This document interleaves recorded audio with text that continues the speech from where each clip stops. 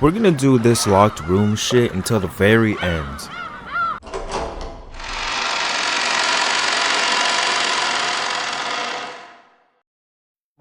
そこでですね、第1回〇〇社ミステリー大賞応募作品中に八条先生が再び偽名にて原稿をお寄せになったという形にいたしまして、もちろん映画化、テレビドラマ化、全てが同時にリンクして動く形になっておりまして、ぜひ先生の玉稿を我が〇〇社にお預けいただきたく。賞金は出るのですか？もちろんでございます。栄えある第1回〇〇社ミステリー大賞賞金1000万円はもちろん先生にお支払いさせていただきます。他にもですね、他にも。Man, they are fucking rabid for this. 面白 I い。 can hear it in their voice. 気に入りました。だから原稿は書かないことにします。Huh? 先生、そんな。Everything had seemed to be going so smoothly up until then, so the sudden refusal made the people from the publishing company fall over in their sofa. 私が書いた原稿よりあなた方のシナリオの方が面白い。ですからこの原稿は御社にお預けするにふさわしくありません。元よりくだらなき原稿、無知猛邁なる読者がいかにそれを棚に上げて自身が推理の限りを尽くしたかのような気分になるよう誘導するだけの多分。それを皮肉と気づき、人の子が自らの愚かさに苦笑する。そんな作品に書いたつもりが、まさか推理小説の扱いを受けるとは、我ながら文才のなさに呆れ果てるというものです。とんでもない。どうかお許しを。どうか我が社に玉稿を。金はいらぬが餌が欲しいです。餌？ Pet food? 先生の飼い猫の梅干しの好きな猫ちゃんとの噂を。Really? かしこまりました。至急最高級の梅の詰め合わせを。一つずつ個別包装してあるやつで一粒200円以上するものしか食べません。あれはやがて高血圧で死ぬな。キムチや辛味噌もよく舐めるし、舌のいかれた猫であること。Really? Kimchi and spicy miso. The bell jingling, the cat meowed an objection from where it lay on top of the bookshelf. この原稿は預けませんが、本社大賞用に新しい原稿を執筆しましょう。ただし私の名前では書きません。本社大賞の推定投稿数は1000件以上。その中から私の匿名原稿を見事見つけ出し、その上でなお大賞にふさわしいと思えたなら、その時改めて先々の話を伺いましょう。Ah, okay. それでいかがか。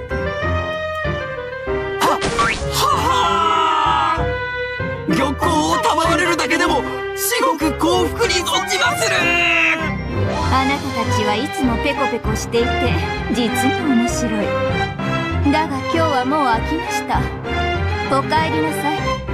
人の子に会うのは実に疲れる。ご拝謁賜れましたことを深く御礼申し上げまする。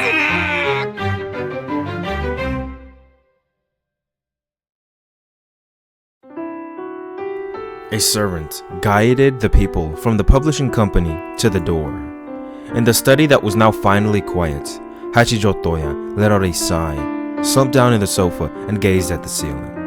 疲れるが、たまには人の子の刺激も悪くない。定期的に人と会いなさいよ。ボケるわよ、引きこもってると。The black cat leapt from the bookshelf and landed softly on the carpet. Then its form silently twisted and became that of Berncastel. あやつらは実に面白い。たまに招くと退屈を忘れられる。それに免じ、気が向いたら原稿を書いてやることとしよう。そなたに土産も持ってくるそうだしな。何よ餌って。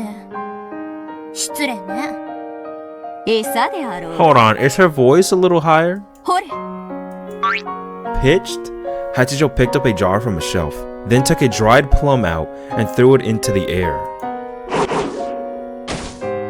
In an instant, Burn Castle turned back into a cat, caught it in midair, and started munching away. 先生、お客様がお帰りになりました。A servant knocked on the door before making this announcement. ありがとう。あれが目を覚ましたら教えてください。かしこまりました。何かお紅茶を入れましょうか。If that one wakes up, Angie? いえ、少し執筆をします。しばらく放っておくように。はい。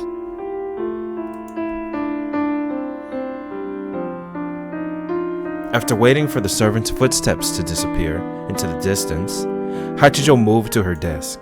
The desk certainly looked as though it belonged to a great writer, with pages of manuscripts scattered across it. I don't see fucking one here. All I see is like, what is that? A typewriter? And whatever the hell this is. この世紀末にまだペンで書いてるの？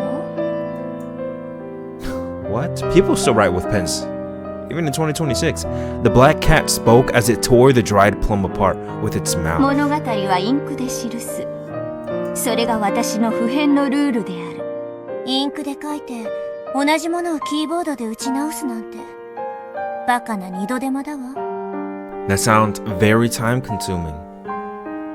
ならばなぜ人の子は心の中で物語を描き、それをわざわざキーボードで打ち直すというのか。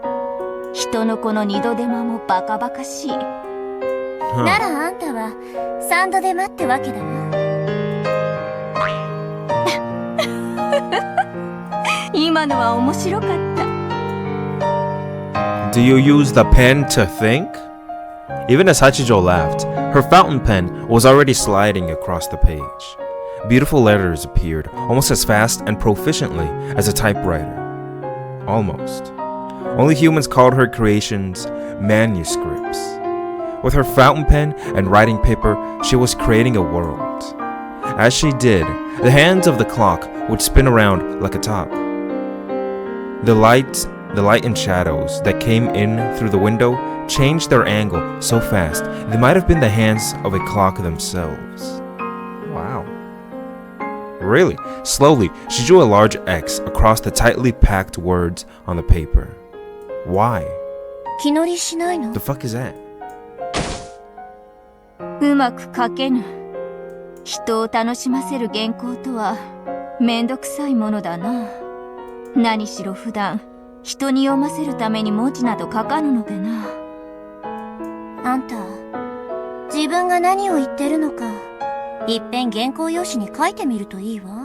Her voice Dude, Burn's voice is completely different now. Burn curled up on the sofa, a mocking smile on her face. Normally, whenever Hachijou was writing, Burn Castell would never let herself be noticed, much less talk to her. However, realizing that Hachijou was apparently getting bored with her manuscript, Burn Castell yawned and started talking. 何を書いてるの？人の子に Look 捧 at how げる物語 fucking だ。 light, how high-pitched her voice is now. どこの人の子？我に朗読を捧げたる巫女に約束した物語だ。ああ、まだ書いてたの。何を書けばあれは満足するのか。私にはもうわからぬのだ。またあうあうが投げ出したわ。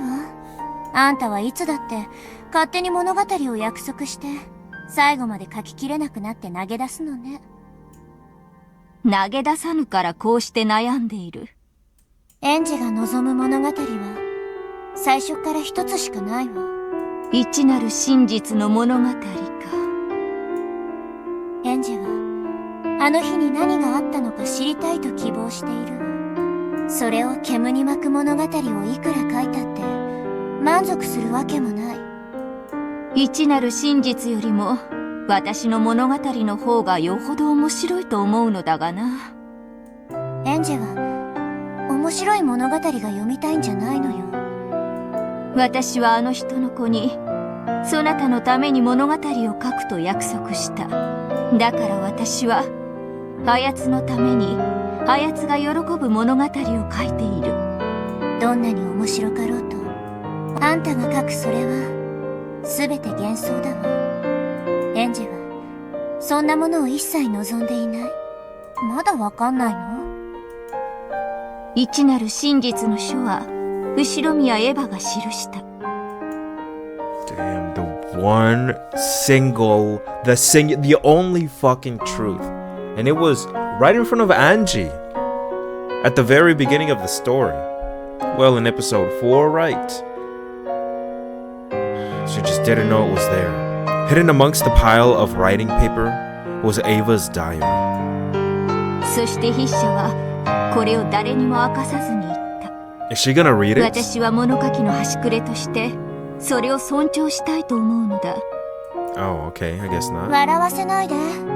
物語の腹渡引きずり出して月見で一杯のあんたがそれを語る？真実などつまらぬぞ。いくつもの物語の腹渡を食いちぎってきた末の感想が。 We just tore the guts out of Beato's game not that long ago. What do you mean? You ordered that. そういうことでもよい。 With a self-mocking laugh, Hachijou set down her fountain pen. 私は老いた。老いて最初に理解したのは知ることより知らぬことの方が貴重であるということだ。年寄り臭そうな話だけど付き合ってあげる。 It actually does. 知ることと知らぬこと、この二つは不可逆的な関係だということだ。そうね。知らぬから知るに移ることはできても知るから知らぬには移れない。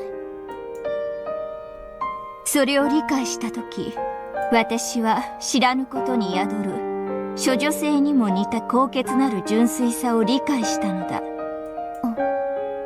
私は退屈から逃れるために星の数ほどのゲームを、物語を、腹渡を引きずり出しては食らってきた。しかしいつも退屈が癒されるのはほんの一瞬で、その儚さゆえに私は個々の物語を軽んじてきた。そうね。猫を食らえばお楽しみは一晩でおしまいだわ。でも生かしておけばやがては悪態をついたり皮肉を言ったりするようになるかもしれない。そうだな。勝手に貸し棚を漁ったりベッドに忍び込んできて暑苦しいのもなかなか愉快なものだ。 Hachijou looked around at the books covering every square inch of the room, then softly pet the cat's back. 私は一つの物語をもっともっと深く長く楽しむことができたかもしれない。退屈から逃れるために星の数の物語を食い尽くしてきた私は、そもそも初めから物語を食らってなどいなかったのだ。ただ殺していただけ。結局はそれが私をも殺すのだ。 Hachijou laughed with self-derision. ベアとのゲームだ I って think that's the word. 腹渡を引きずり出そうとしたじゃない。答え合わせを希望しただけだ。物語の紡ぎ手であるベアトリーチェには敬意を表する形としたつもりだがな。そうね。わかんないやつにはわかんない。うまい朗読だったと思うわ。エンジェが真実を知ることと知らぬこととどちらが良い物語となるのか。だからそなたに再び軽蔑されることを覚悟の上で、私はこの物語の続きを書くことをやめようと思う。やめてどうすんの？私は書かぬ。記すだけだ。後ろ宮エンジェが自ら紡ぐ物語をな。Oh, fuck, okay. またそういうことをするのね。私は真実を知らぬことをあえて選ぶ方が高潔であると、1000年を生き飽きた末に思う。しかし100年も生きぬエンジェに、その価値観を押し付けるのも酷であると、今理解した。They really want us to choose. I feel like, man, like they're very like fucking. She's talking about this. Who else talked about it? I forgot who it was. Battler's talking about it. He doesn't want her to know. だから Fucking everyone is against her. そうだ。それを私は淡々と記す。エンジェに委ねるということは、もうこの物語の向かう先は半ば決まったようなものだけど。そうなるだろうな。それでよい。私が記すどのような物語よりも結局は、人の子が自ら紡ぐ物語の方が面白いのだから。なら、エンジェの物語に付き合ってあげたら？出番はもう作ってあげたでしょ？ふむ。私はこの物語にピリオドを打つ役目か。レアとのゲーム風にもっとかっこよく言ってほしいわ。猫箱の腹渡を引きずり出す役目よ。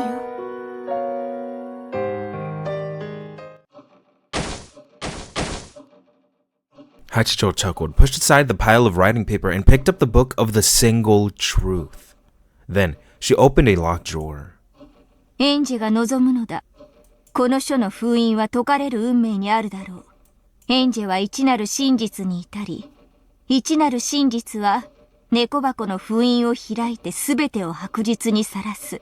That would be fucking crazy. They're painting such a picture. Everything will be exposed to the light of day. それをもってネットの海に無数にばらまかれた愉快なる妄想のボトルメッセージとかけらは全て海の泡となって消え果てる。あやつももうそのようなかけらには疲れ果てただろうからな。Right. So man, they must be. I would imagine they would feel sad, disappointed. All of that effort that they've poured into these stories will be just washed away in an instant. あの子も旅を終えてもいい頃だわ。But they might be excited, 引 actually. き受けようではないか。その度に終着液を与える役目を。At that moment, there were sounds of someone in the hallway. In the instant someone knocked on the door, Berncastel turned back into a black cat. 執筆中失礼いたします。It was the voice of Hachijou's servant. 何か Her Miko? 電話なら断ってください。いえ、トーヤ様がお目覚めになりました。ありがとう。軽食の準備を。私の分も一緒に。かしこまりました。She just said. Hachijou stood up. Then, she shut the open drawer and locked it again. Inside that drawer lay a glittering golden key. Okay. Oh, now we're back here to the bullshit, bitch. Again, this locked room shit to the very end. 内外からのあらゆる出入りを否定するものである。復唱拒否。可能なる密室殺人の定義は完全なる密室の定義とは一致しない。チェーンが破壊後に修復された可能性。扉が破壊後に修復された可能性。Oh, fuck you. 壁が破壊後に修復された可能性。I'm sick of this bitch. You know what? I want that. You got to defeat her. Well, that shut every fucking thing down. Ooh, the fucking red truth hitting that bitch like a fucking spear. 本当に楽しいですね、マツネさん。悪いが、今はお前と遊んでる暇がねえんだよ。こちらこそ悪いですが、真実の魔女の同士、エンジさんの邪魔をさせるわけにはいきません。Right, I'm sure you care so much about Angie. そう。お前も真実の魔女だ。なるほど。エンジの先輩魔女ってわ。一なる真実、それこそが思考にして究極。それに至る全ての障害を打ち破ることのできる魔女こそが真実の魔女です。そんなにも一なる真実とやらが大事か。世の中に知る必要も価値もないものがたくさんある。エンジにとって1986年にどれほどの意味があるってんだ。何もない。 It's not important at all, you say? This is all she thinks about. 1986年に何があったってなって1998年に来るエンジェルには何の変化もない。それが知ることの無意味さです。ですが一つだけ変えられることがあります。それは何だ。どう生きるかです。Erika transformed her reasoning into a scythe's blade and lashed out at Battler over and over. Oh, but he fought back. Battler also created a blade from his reasoning and attacked Erika over and over. In the middle of all this, he questioned Erika, the girl who, like Angie, called herself a witch of truth. Just what is the point of exposing the truth? そうだな。人は知る。 Dude, they go crazy, bitch.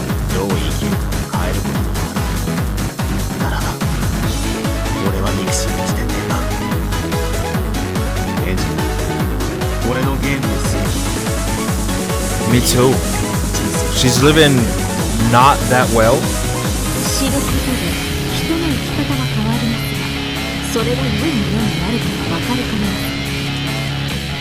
世の中には知らない方が快適なこともたくさんありますので。電車の座席シートに生息するダニの数、水道水にまつわる不衛生な都市伝説、知らねえ方がマシな話はキリがねえぜ。Right. How there's a bunch of bugs on the food that you eat. Ooh, you don't want to know that. 確かにこの But you're 島 still で gonna 何 have があ to った eat の it. かをエンジに教えるだろう。しかしそれを知って何の意味がある。12年前の悲しみが増すばかりじゃねえか。 It'll just increase the. Is it really that bad? 一体エンジはさらにあと何年をかければ一人の女の子としての幸せを享受できるってんだよ。一体何年をかければその傷口は癒されるんだよ。 I feel like it'll. Even if she doesn't learn the truth, it'll still eat away at her. The curiosity. Angie's desire to find the truth is hurting her, regardless of what the truth actually is. Though her deep wounds were slow to heal, they did begin to do so during those 12 years. However, Angie kept picking at the scabs. In her search for the truth, she tore at those wounds herself, opening them up once more. エンジはもう1986年の悲しみから解放されていいんだ。それが俺たち後ろ宮家全員の願いなんだ。そんなの知ったこっちゃありません。真実こそ全て、真実こそ正義。中学の頃に誰もが一度はかかる病気だな。大人が隠すことをやたらと知りたくなる。それを暴くのが楽しんじゃう。ああ、そうだな。大人の本はこそこそ隠れて読むから楽しいんだぜ。Oh wow, really?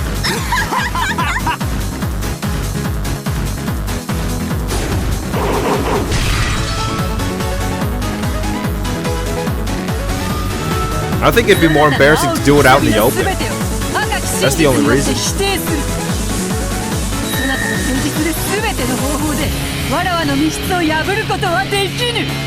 Okay.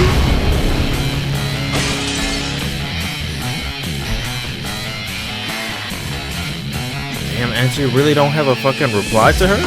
Angie was breathing heavily. The book of the single truth was right before her eyes. If she could just defeat Beato, she'd be able to take the book to burn Castell, and then she could read what was inside. Even though the truth of the final family conference on October 4th and 5th, 1986 was right there, the Golden Witch stood in her way. Hold on, I gotta say something. How do we know no wait, my dumbass. Hachijou guaranteed it. Never mind. Her anger and hatred spun around inside her head, wiping out the composure that she needed to create theories. Angie shook her head several times, clearing away everything that got in the way of thinking. However, no matter how many times she thought it through, the locked room, sealing her in the chapel, was perfect. Angie wasn't particularly familiar with the mystery genre. However, she knew about all the fragments containing Byatto's games so far. Her knowledge was shallow, but it should still have been enough to give her a good foothold. That's the blue truth coming in like a spear, and the red truth cutting that shit like a sword. However, no matter how many blue truths she shot at Byatto, none of them even made the witch flinch. Byatto just blew them apart with the red truth and an elegant wave of her pipe. いい加減に諦めよ。わらわはそなたとゲームをしているつもりさえな。絶対に解けない問題とでも言うたりね。バトからエリカをもてなし終えるまで時間稼ぎ。そなたの頭を冷やせるのはバトラだけ。Bring you to her senses. You see, we're not really fighting. We just want to let you know something. あんたたちが未知なる真実を私から隠すからでしょうが。だから私はあんたたちに抗う。これは権利よ。私には後ろ宮家の最後の一人として真実を知る権利がある。I just noticed the things on her hair, they're black now. They're not fucking pink anymore. だからこの最後のゲーム。そうね。この最後のゲームが与えられなかった。私に真実に至るチャンスさえ与えられなかった。その点についてだけは私も感謝している。1986年に何があったのか、何が真実か、そして家族を奪ったのか、それを知りたいと願うそなたの気持ちは人間としては真っ当なものだ。 Yeah, we're natural creatures. We've gotten this far because we are. それを理解してなおバトラー、そなたが1986年に回帰するべきではないと思って。 Is the truth really that goddamn bad? I mean, holy shit. お兄ちゃんの言いたいことはわかるわよ。I mean, Rudolph did say I'm gonna be murdered. So who could have killed him? 過去を振り返らず未来を見て生きろとか言うつもりでしょ。そうだ。それをバトラー、この最後のゲームをもってそなたに伝えるつもりだ。なら答えは早々に出てる。ノーサンキューよ、黄金の魔女。私は1986年にもう死んでいた。その後12年間も亡霊として一人ぼっちでさまよったわ。そしてエヴァおばさんが死んで、私が亡霊としてさえ地上にとどまる理由がなくなった。だから最後に一つだけ自分が本当にしたいことをして死のうと決めたの。 There it is. 1900 She's just gonna kill herself after this? そうよ、悪い。ああ、悪いぞ愚か者。ではそなたは真実に至ったなら死んでしまうということ。ならば至らせるわけにはいかぬ。どこまでも君に巻いてそなたを生き延びさせねばな。バトラはそなたに生きることを望んでいる。 Look at her, man. You know what? Oh my god, No, I don't hate that I'm saying this, but I fucking love Beatrice. 真実のない霊なんて死んでいるのと同じよ。私は生きるために知ろうとしている。 They're really making us そなたは今死ぬために知ろろうとしていると言ったぞ。They're putting such a fucking taboo. No, not a taboo. Like, ああそうね。じゃあ言い直す。私は死ぬために知ろうとしてるの。そして自分の命と引き換えにベルンカステルと契約したのよ。あの日に何があったのか知るためにね。未知なる真実は私が自ら手にするメイドの土産なのよ。無駄だ。そなたのこの密室は破れる。 well, you just give up at that point. I mean, it's in red. You legit can't fucking do that. にもかかわらず、そなたをこの密室でわらわが殺す。 Are you fucking kidding me? She had tried every theory and idea she could think of. Even though it was so absurd, they qualified as nonsense. However, none of it had any effect on Leah. Powerless and frustrated, with the book of the single truth right before her eyes, Angie bit her lower. 本来そなたが与えた鍵にそなたに未来を選ばせるゲーム。嘘だわ。こうして礼拝堂に隠して私にはあんたたちの望む前向きな未来の扉とやらでも選ばせるつもりだったんでしょ。 Uh-oh. That's a typo. That's supposed to be an N. そんなのは選択じゃない。押し付けだわ。 I think 親は so. この選択肢から適当なものを間引く権利を持つ。私は子供じゃないわ。自分で考えて行動できる18歳の女よ。たわけが過去のこと以外何も考えることができる6歳の小娘であろうが。 She's stuck in that era. 誰のせいでよ。あんたのせいで私はいつまでも6歳のままなんじゃない。真実を覆い隠すあんたの幻想を今こそ打ち破る。そうね。思えばあんたは今こうして礼拝堂に私を閉じ込めてるんじゃない。1986年のあの日からずっと私はあんたのせいで孤独で誰も真実を教えてくれない密室に閉じ込められているのよ。あんたの密室を今こそ私は自らの手で打ち破る。ああ、ダメね。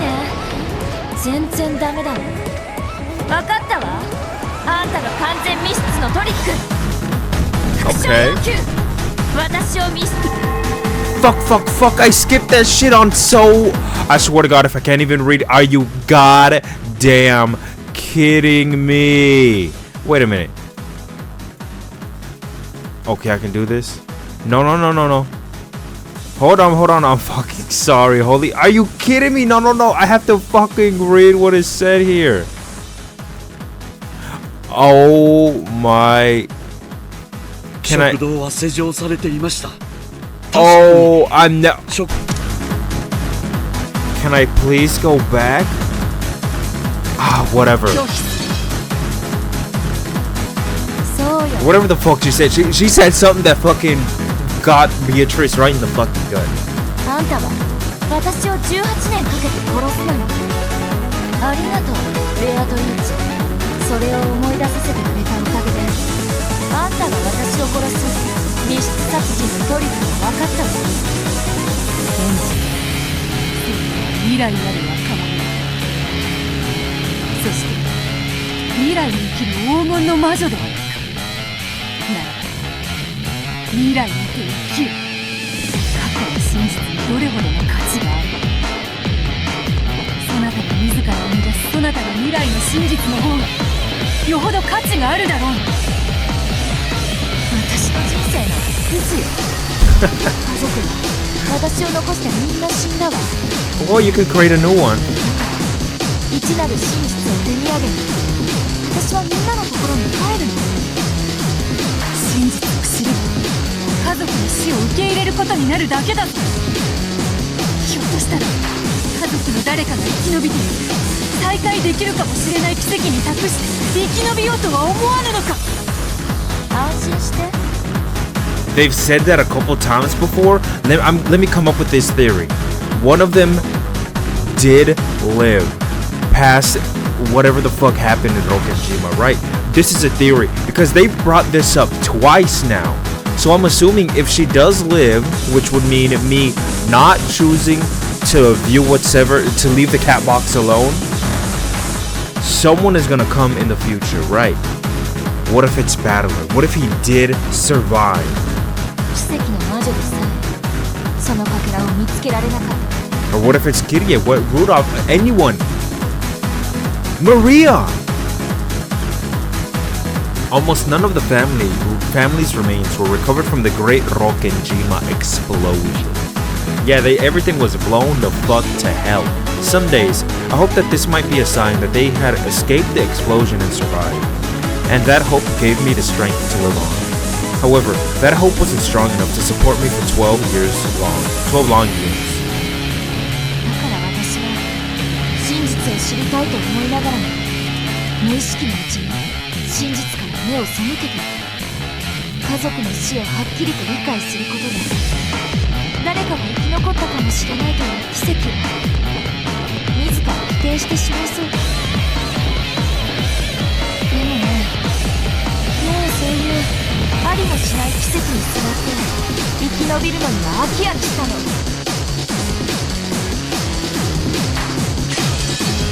だから私は家族の死を受け入れることにした。どのような真実であろうとも認めようと思った。だから私は真実の魔女となった。過去の真実の目が暗い自らの未来が見えなくなったままなんと愚かなこと。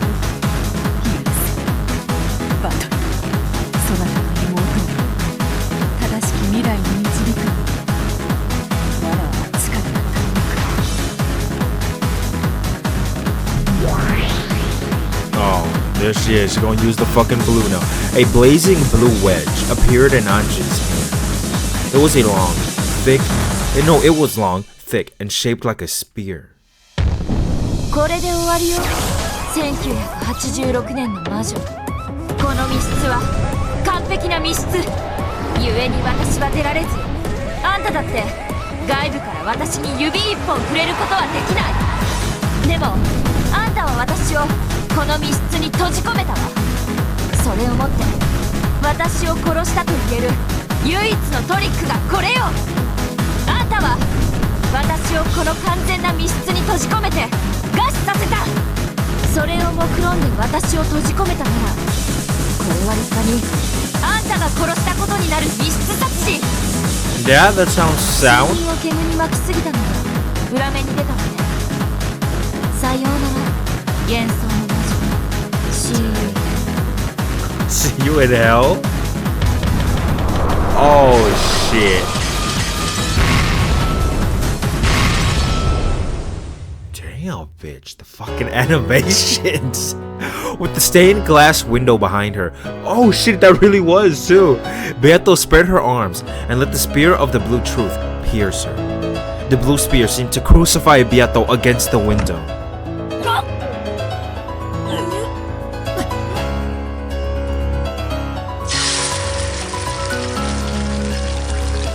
Game set. これがエヴァおばさんの一見。未知なる真実の書。 She's already there. Angie picked up the book from where it lay on the altar, sealed in crystal. それを読めばそなたはベルンカステルとの契約により死ぬために真実を知るのか。馬鹿げている。そうよ。私は死ぬために真実を求めてる。死に方くらい私に選ばせて。私もバカじゃない。本当の私はきっとあの地上の星空の宙に浮かんでいるのよ。 Bernkastel acknowledged me as the final Beatrice and invited me on a journey to learn the truth of 1986. There would be no coming back from that journey. When Bernkastel told me that and walked off the roof into the black sky, I followed her into the empty air. That was the contract. I wanted two things from Burn Kesto. One was for someone from my family to come back. The other was revenge. To destroy the witch illusions concealing the events of that day. In other words, to reach the truth. However, the first of my wishes couldn't come true. After all, even the Witch of Miracles couldn't find a fragment where my family came home. So, she wordlessly questioned me. She told me that I couldn't reach the truth unless I had the courage to end this worthless life, living like a ghost and hoping someone might come back. So, she walked out into the open air and I followed her. Yes, now I can understand. When I offered to trade away my life that day, I made one wish and gave up on another. I wished for revenge against the illusions that hid the truth. And now, I have succeeded in that revenge, defeating the master of that illusion and obtaining the book of the single truth. What I gave up was my naivety, my continuing belief that someone from my family might come back. And now, I can accept that my entire family is dead. 知らなきゃ生きてることにできるの？あんたたちの言う猫箱というのは死体を隠せば生きていることにしてもいいという甘えた妄想だけがたった一つのトリック。でもね、隠したって死んでいることは変わらないのよ。遠いお空の国でいつまでも見守っているなんて、そんなおとぎ話みたいなので私の傷が塞げると本気で思っているの？私は真実の魔女エンジェ・ベアトリーチェ。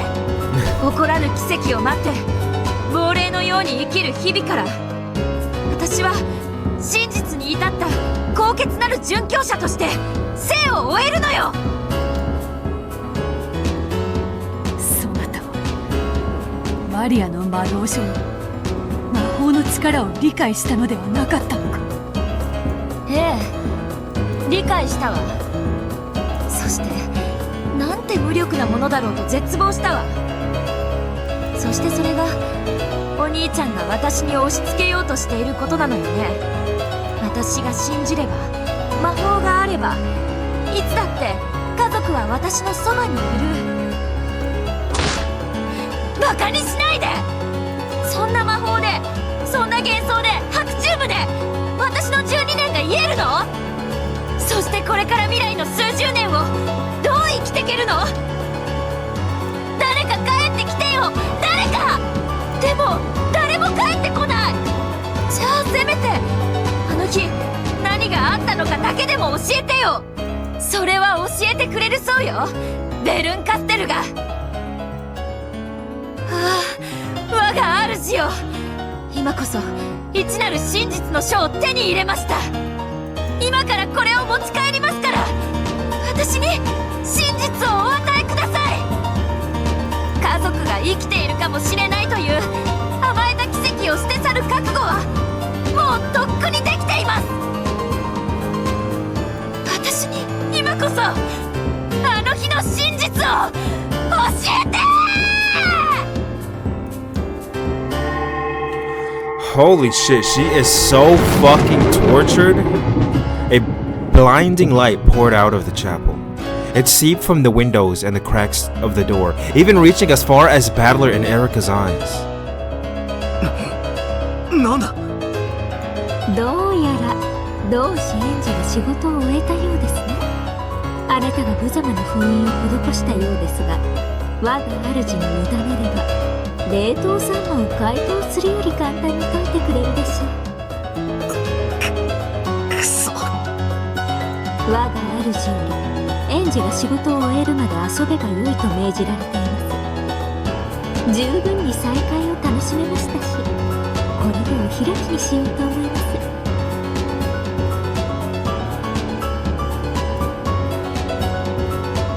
Now she's gonna leave.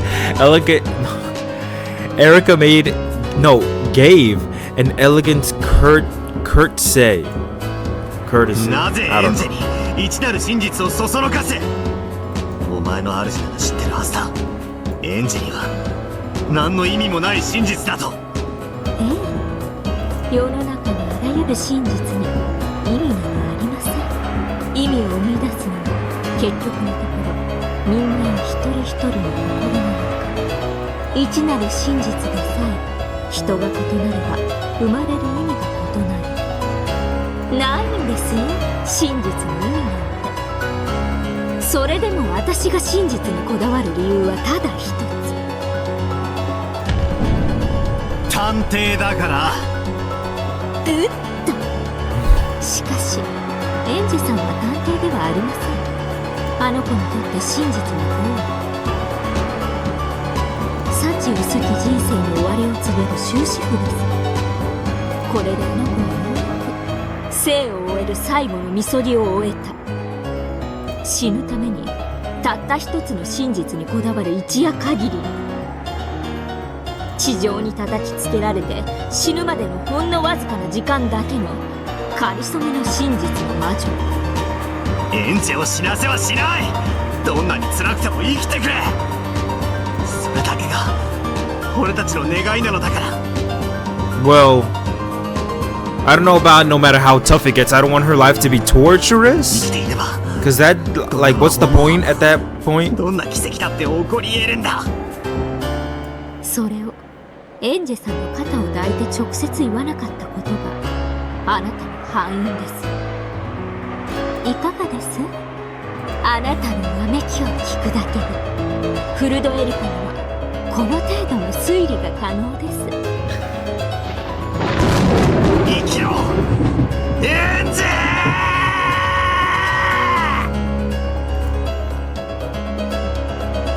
Oh, fuck. He yelled towards the chapel, but Angie probably wasn't even there anymore. Battler's yell was swallowed by the empty pitch black sky and the sea of rampaging goats. I completely forgot about them. どうしようか。作戦終了です。退却しましょう。あら、もうおしまい？今度は私自らがエヴァ犯人説で島中をめちゃくちゃにしてやろうと思ってたのに。 Ava appeared in midair and cackled. ごめんね、バトラ君。私の力不足。私は私のやり方で12年間あの子を守ったわ。感謝する。でももうあの子が自分で決めることよ。もうあの子も18歳。自分の人生は自分で決めてもいいとは思わない？悪いな、妹煩悩が兄貴だ。じゃあね。私は今はベルンカステル教の駒。これで失礼するわ。どうしようか、後ほど。Ava held her palm open, and a small, pointy blue fragment appeared there. The fragment burst, and with a blinding flash of light, Ava vanished. It was the same light that had seeped out of the chapel earlier. Pieces cannot leave the game board. However, the Voyager witches alone could come and go. This was probably some sort of magic that Byrne had given them. Erica opened her palm as well, and the same sort of fragment appeared there. それではこれで下手をしたらこれがお別れですね。マチ、俺たちの決着はまだついてねえぞ。 What? Well, if he could steal the fragment in Erica's hand, he would be able to go to where Byrne Castile was. That's exactly what's gonna happen, isn't it? The seal surrounding the Book of the Single Truth would probably be broken easily with Byrne Castile's power. However, even so, it would take her some time. If he could steal that fragment, he would have a chance at bringing Angie back. 決着も何もタイムオーバーです。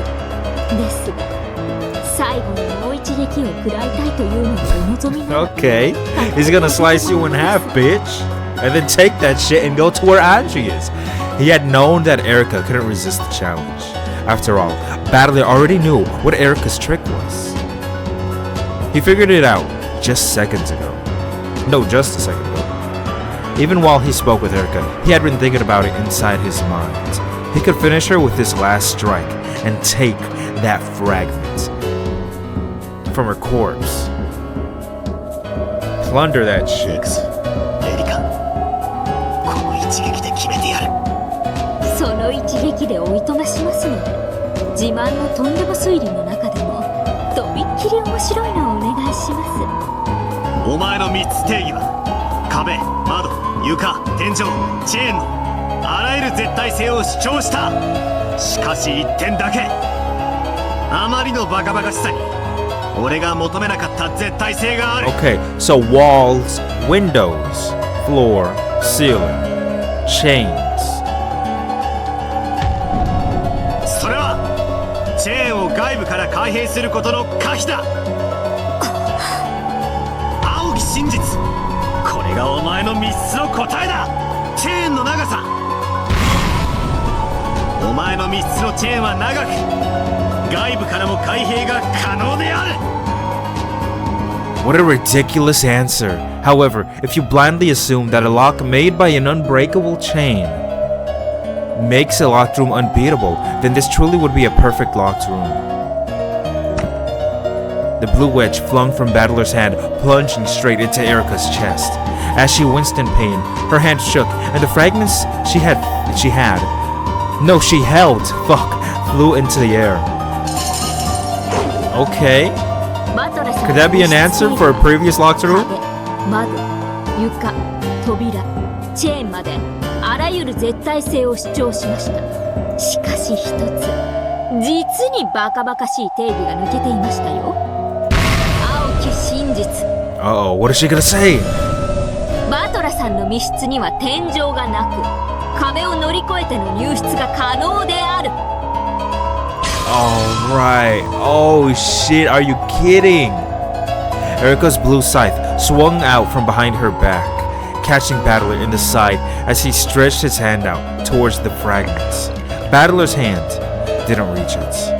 The fragment returned to Erica's hand once more. Fuck! He missed. His chance. トリックのバカバカしさは互角だったようですね。ミステリーマニアなら憤怒しているところでしょうか。しかし私は違う。そのバカバカしさを暴くに至ったその過程に恍惚を覚えます。それが探偵フルドエリカ。貴様、とっくに答えに至ってやがったな。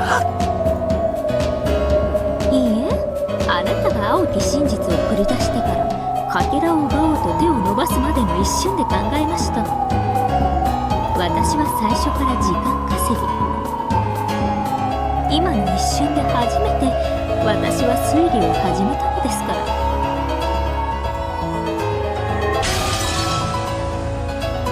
Erica broke the crystal barrier that surrounded her. Then she flew high up into the sky, looking down on Battler and laughing at him as she gave a final bow. She's gonna disappear now? 私の出番がこれだけだとしても、これで私が用済みで再び忘却の深淵に突き落とされようとも悔いのない時間でした。待て！ No one would be foolish enough to wait on command. With a blinding flash, Erica vanished. Are you kidding me? The bitch actually escaped? Angie had gotten the book of the single truth and returned to Burncastle. Battler and the others had no way to leave the game board.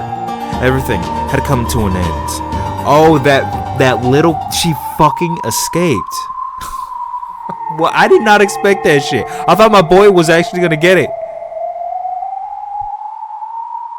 A gold butterfly flitted by, and Beato appeared. すまぬ。バトラー、エンジを逃がしてしまった。俺もすまねえ。奴らを逃がしちまった。もう、お手上げだ。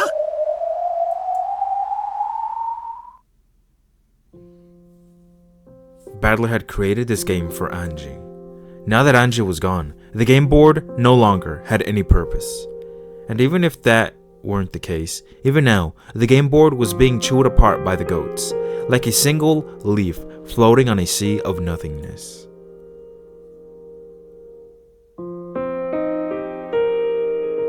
Thanks to Gertrude and Cornelia Seals, the mansion was protected from the second floor up. The door to the Golden Land was now open wide enough for a child to slip through. The smaller people, including Maria and Sakutaro, slipped through it. 我が友よ、扉の開きが少し早くなった気がする。はい。私の目にもそのように見えます。Oh, what the hell was that? The fuck? お父さん、扉はまだ開きませんか？奴らもうじき窓を破ってきそうです。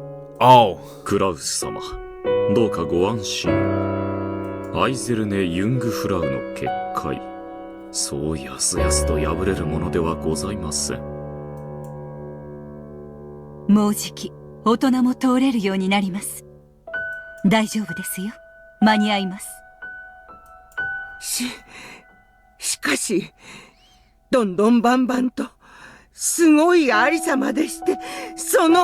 It's okay, Kumo-san. Nothing's gonna happen. 慌てずに待て。どうせ、我らには待つ以外にできることは何もないのだからな。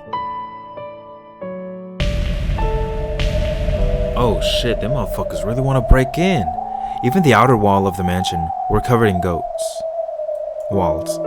And they were plunging their fangs and fists into the wall and windows, trying to break through them.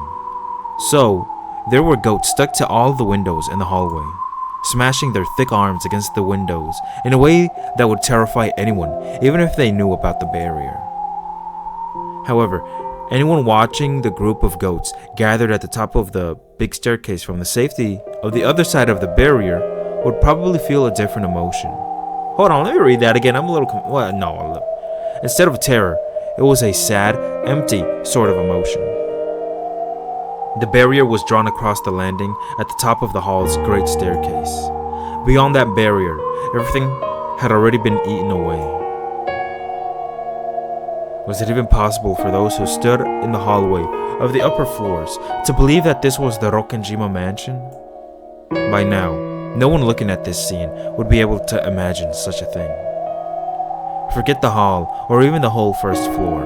Even the ground itself was almost gone. The sea of goats had eaten everything apart long before this. They had eaten apart the hall, the pillars of the mansion, the floor, the ground, the sea. The very concept of the island, every part of the game board Battler had created. Even the sea, they drank that shit. And now, the only leftover was the upper part of the mansion, which floated along in empty space. Damn, it's just floating there? 哀れなことです。何がなりや。この島を食い尽くすという快楽に身を任せたヤギたちが、虚無に落ちて消えてい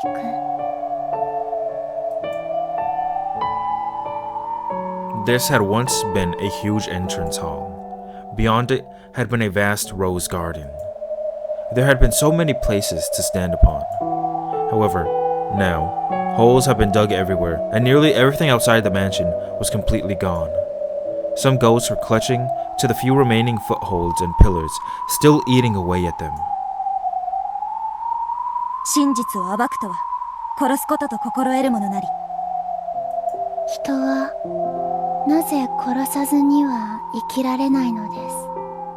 遠大なる歴史の中であれだけの大勢が奇跡を願いながら、結局は奇跡の余地を自ら食い尽くし、自らの足場さえ食い破って奈落へ落ちていく。Wow, let me read that again. Why can't humans live without killing? Throughout their long history, so many have prayed for miracles, but in the end, they eat up their own chances at receiving a miracle, eating up the very ground they stand on.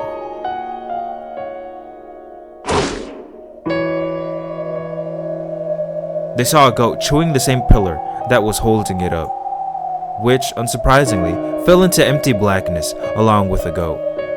人間は知るために生きるように定められた。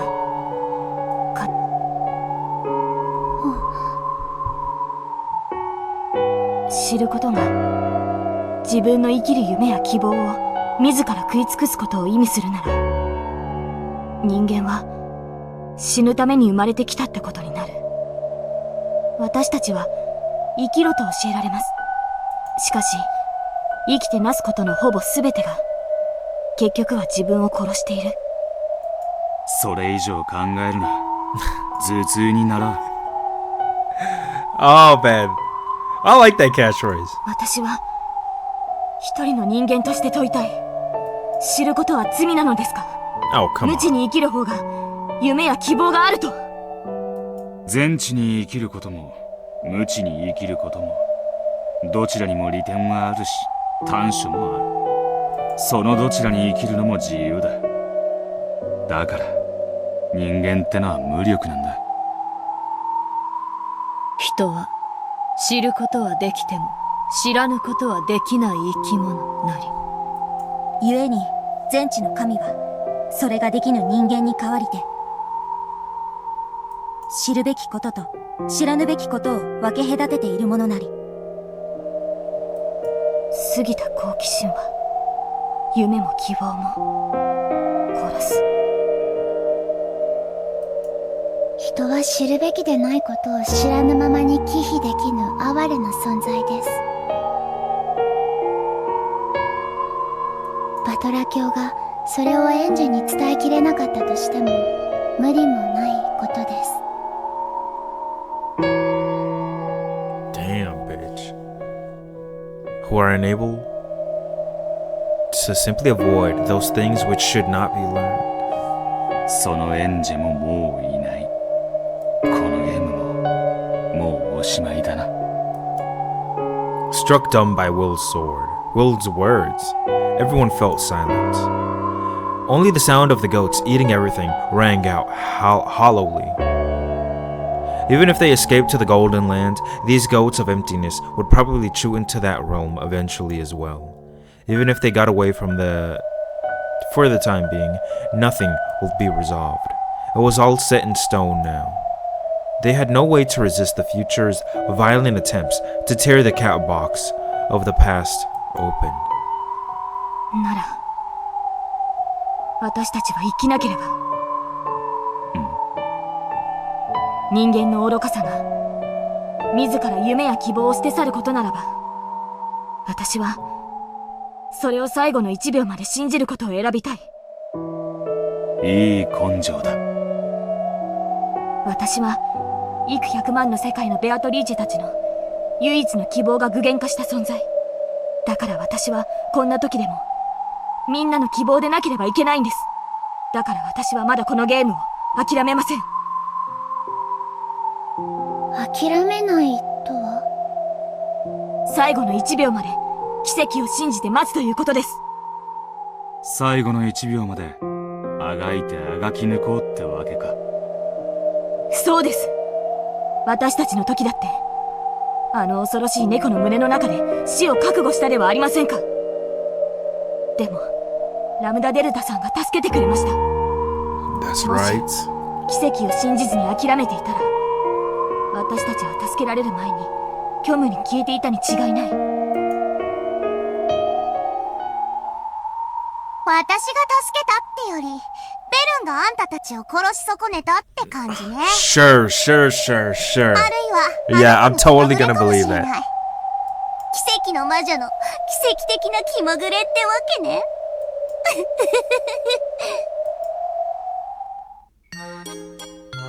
How long had she been there?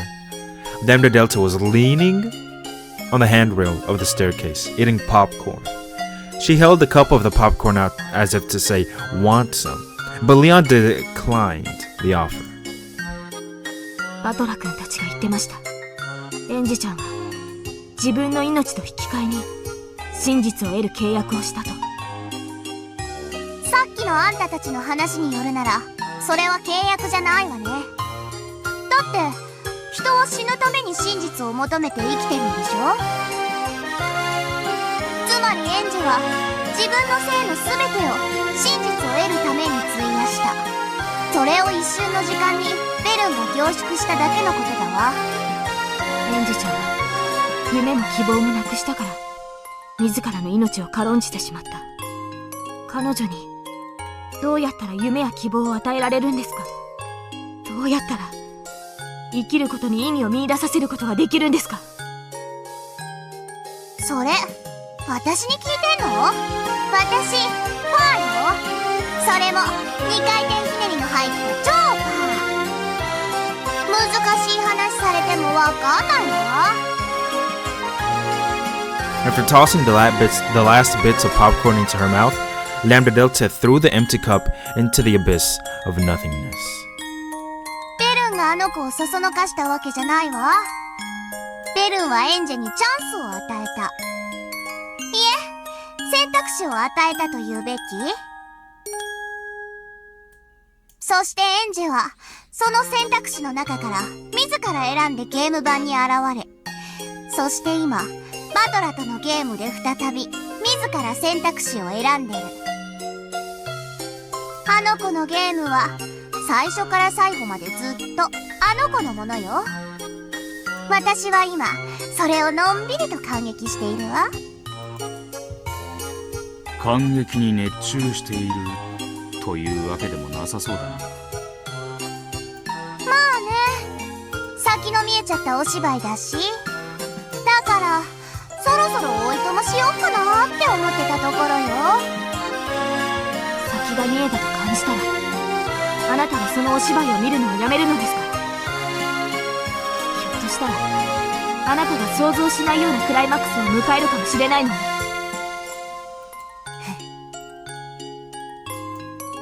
Lambda Delta licked her salty fingers. Then she stared at Leon challengingly and grinned. エンジェちゃんのゲームは絶対にこれで終わりません。必ずバトラ君の気持ちが通じます。彼女により良い未来を生きてほしいという気持ちが伝わり、彼女が自らそれを選択する。必ず絶対そういう物語になります。へえ、この絶対の魔女ラムダデルタにあんたが絶対を保証するの？そうです。私が絶対に保証します。Okay. エンジェちゃんのゲームはこのままでは終わりません。だから席を立たないでください。そして私たちも立ちません。私たちにできることは必ずあります。そしてそれが必ず彼女をより良き未来へ誘う。この物語は必ずハッピーエンドになります。だから最後まで見届けてください。お願いします。 This game has to have a happy ending. 私、絶対の魔女としてこの物語にハッピーエンドはないって宣言しちゃってるんだけど。ハッピーエンド Oh shit. For a while, there was a tense silence. Also, I did read what he said. Leon said, with a confident gaze that seemed to be saying, "Are you serious?" Lambda Delta stared at Leon. However, Leon's eyes didn't even twitch. For some time, they both stared into the other's eyes without flinching. Suddenly, Lambda Delta let out a large sigh and 行 stretched. くあてもないし。いいわ、もうちょっとだけ付き合ってあげる。ポップコーンのおかわりをくれたらね。今度はキャラメルフレーバーがいいわ。 Caramel. 黄金級に来てくれればいくらでもご馳走します。 Lambda Delta waved at them with a thin smile. No one was quite sure what this meant, but it apparently signified her surrender in her own way. いいわ、あんたがあんたなりの絶対のハッピーエンドを保証するなら、この大ラムダデルタ、もう少しだけ付き合ってあげるわ。本当に私って心が広いわよね。まるで美はこのように。微妙に狭いな。そして日本海のように穏やかね。すごい荒波です。金形。おそらく例えが逆かと思われるものなり。 There was some muffled laughter. Lambda Delta is the witch who gives strength to those who possess unshakable willpower. she might have given Leon a bit of magic for that absolute belief in a happy ending. みんな、私を退屈させるんじゃないわよ。じゃなきゃいつだって私は席を立っちゃうんだからね。もちろんです。バトラ君は歓迎するでしょう。 Leon understood. In order to fight back against Berncastel, who had taken Angie outside the board, they would need the power of another who was capable of leaving the board. Their last hope was to make sure Lambda Delta didn't abandon this game. However, judging by Lambda Delta's expression, as she hummed to herself cheerily, actually asking her for help was probably going to be a problem. 見て、ゼパル。すごいわ。1階から下がぽっかりだわ。これは絶景だね。なかなかお目にかかれない景色だよ。上の様子はどうですか？そうそう、それを知らせに来たの。やあみんな、お待たせしたね。黄金鏡の扉が開いたそうだよ。They always announce this shit with applause and like an explosion. 参りましょう。ここはいつまでも安全ではありません。 Everyone who had been sitting on the staircase got up. Okay. Let's see what's up at the Golden Lake. Rokkenjima the Beautiful? そうですね。こんな光景でさえ、これが見納めなのですね。何を器用なこと言ってんのよ。見せなさいよ、私に。ハッピーエンド。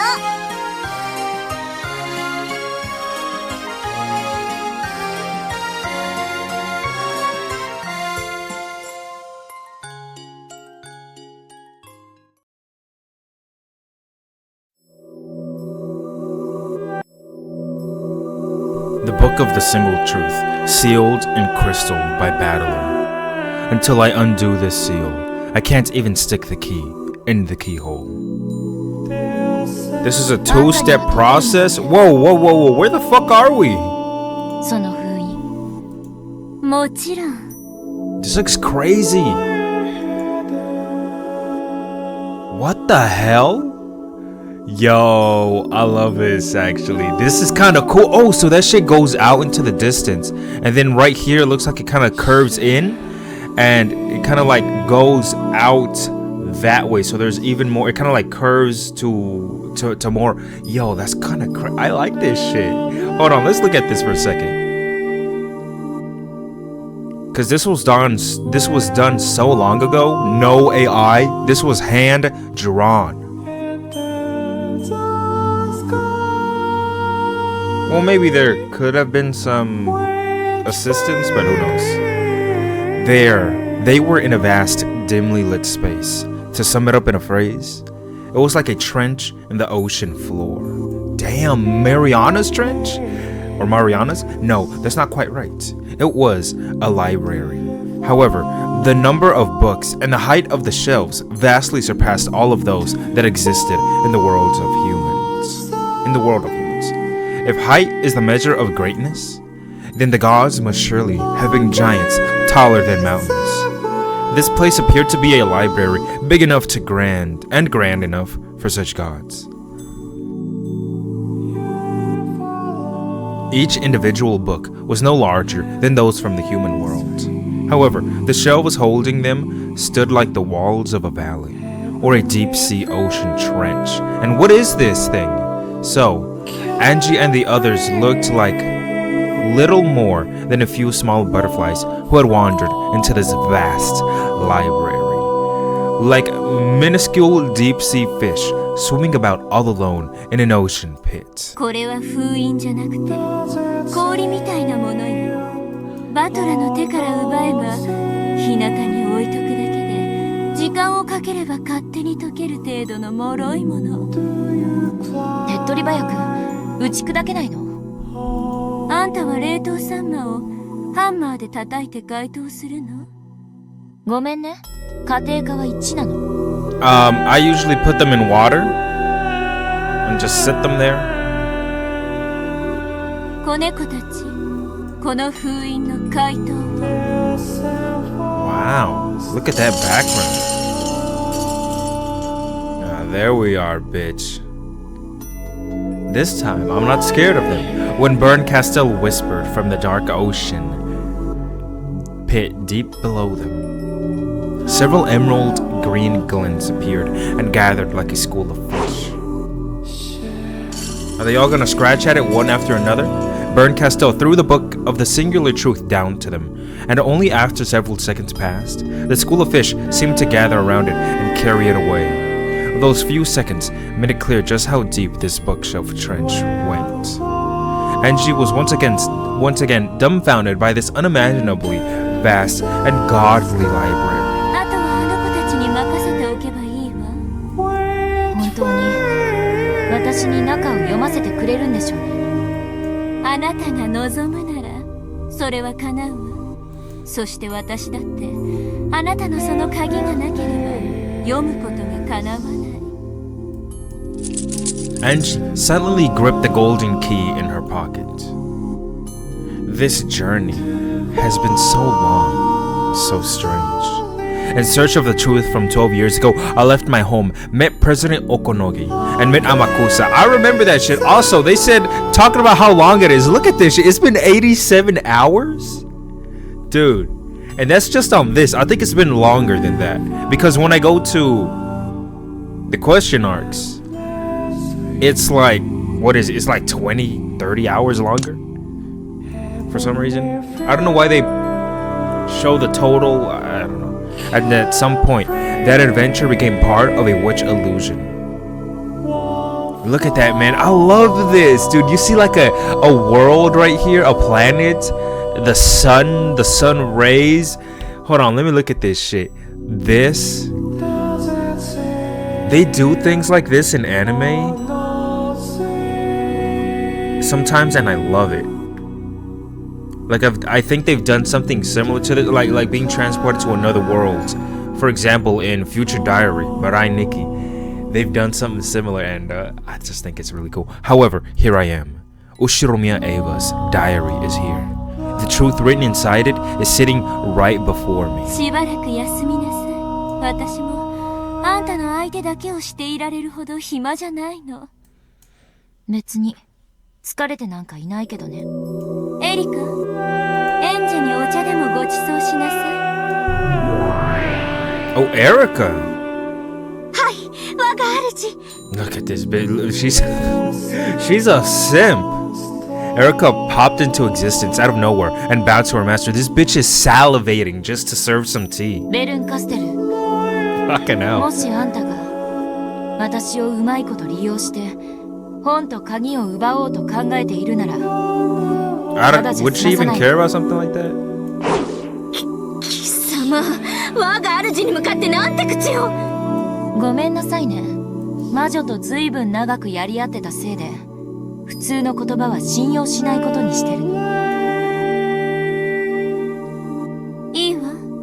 赤き真実で約束してあげる。 Look at her. 一なる真実の書を封印が解けて一番最初に読むのはあなた。 The first. No. When the seal on the book of the single truth is dissolved, you will be the first to read it. That's it. For some time, Angie considered the witch's words, searching for some sort of trap hidden within them. Well, I found one. I mean, she's just saying all she said to that. She was going to be the first one to read it. She didn't say anything else. Anything could happen after that. There was no greater guarantee than a red truth given by a witch. Angie understood this well enough. If one did start to doubt even this red truth, there would be nothing left to trust in this entire world. Yeah, and that's, I mean, it'll get scary after that. If one began to suspect even this, then even the truth would no longer be truth. Yes, if you're gonna cast suspicion on this, then what point would there be to even read the book? Because she's like this, man. We know Angie. She ain't gonna trust shit. Look at her. She's so indecisive. she would need Baron Castell's help if she wanted to read the book of the single truth. And she finally realized that she had nothing to gain by complaining more and annoying this witch 封 further. 印が解けたらすぐに呼んでちょうだい。もちろんよ。私だって早く読みたいもの。 Oh, すぐ she's に呼 excited? ぶわ。 Baron spun away from them, then vanished into the dark bookshelf trench. Some odd sounding bells. Angie saw a school of emerald green fish appear and follow behind Bern. Could those be her familiars? As she stared at the emerald lights that resembled some sort of deep-sea fish, Angie was poked from behind. I like that word, familiars. There's something about that word, man, that's funny. She was poked? 行きますよ。同志エンジェ。 Comrade. 気持ち悪いからエンジェでお願い。じゃあ、 There's some friction 私 here? のことはエリカ様でお願いします。 Hell no! 行きましょう。同志エリカ。 The pair began to swim in the direction Erica indicated. Swim seemed to be a better way to describe that they were doing what they were doing than a fly would have. ここは何なの？図書館って呼ぶにはあまりに広大すぎるわ。どうせ覚えられませんから図書館とでも呼ばれたらどうです？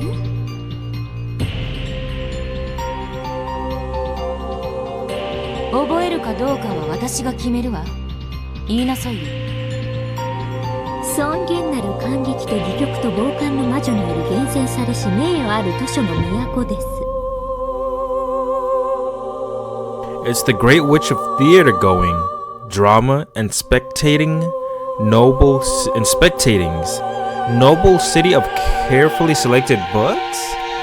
That's a long fucking name. 言うと思いました。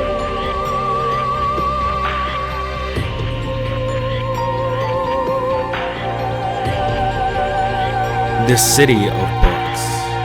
Yeah, the name fits. The bookshelves on either side of this canyon are skyscrapers. If I think of those emerald green lights flowing beneath us as headlights on a highway, then this really doesn't seem like a city of books. No, this really does. No, it doesn't. ただの本じゃないんでしょ？これらは。ええ。これら一冊一冊が重厚な群衆劇をまとめたもの。ここでは本に見えますが、本を開けばそこには本当に世界があるのです。私たちの長い物語もこの中の一冊でしかないのね。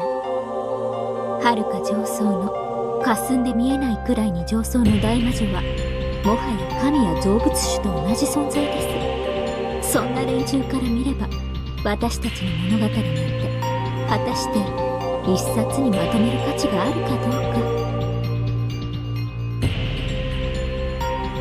From the theater-goer's perspective, our individual lives are hardly worth anything at all.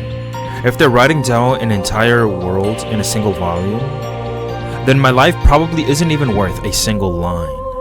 でも私たちは主人公だわ。 Wow.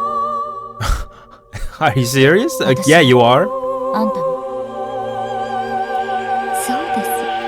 神々の物語に記されることがなくとも、私たちが記す自らの物語の主人公は常に自分なんです。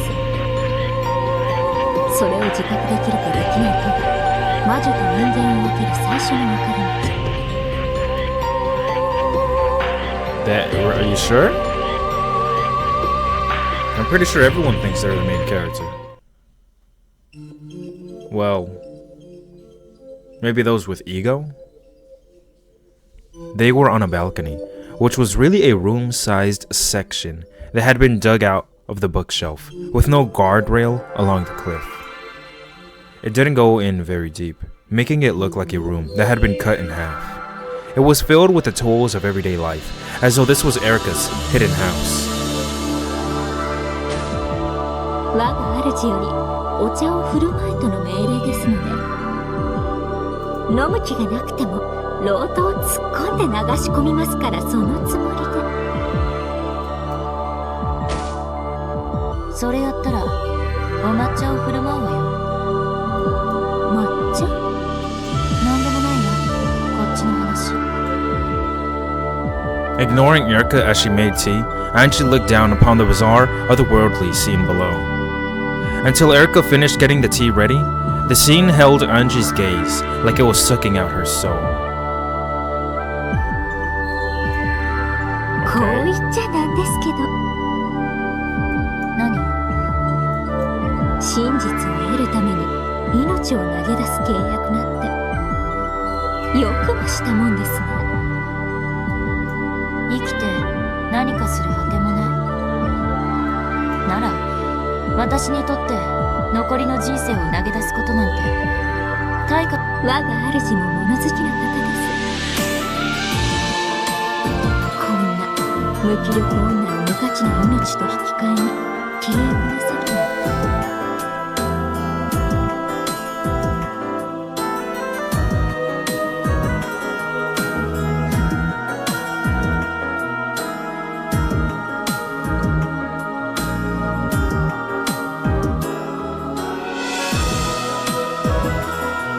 Angie chuckled, not bothering to argue.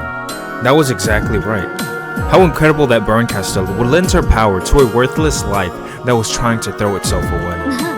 我が主は奇跡を司る魔女ですから。だからあんたみたいな無価値な女の前にお姿を現すのでしょ。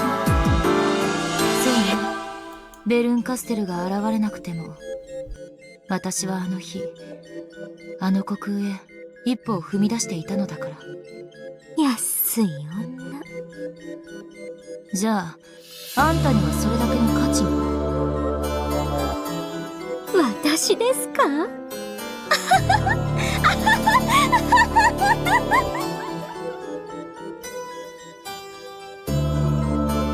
？The way Erica cackled was disturbing. Still, Angie realized that this was her way of answering the question. People don't become witches of their own choosing. If they're capable of living, all people want to live their lives as humans. When something comes up to trip up that life, that's when the road to living as a witch opens. Even Furudo Erika, who calls herself the Witch of Truth, must be like us. The two witches of truth sitting here drinking tea without even looking at each other are exactly the same. 私は真実を暴くのが好きです。知ってるわ。隠し事を暴き、相手がどうしてバレたんだと青ざめるのを見るのが大好きなんです。その瞬間、私は真実に至ったのだと確信し、恍惚を覚えます。趣味悪いやつ。じゃあ、あなたにとって真実は何だというんです？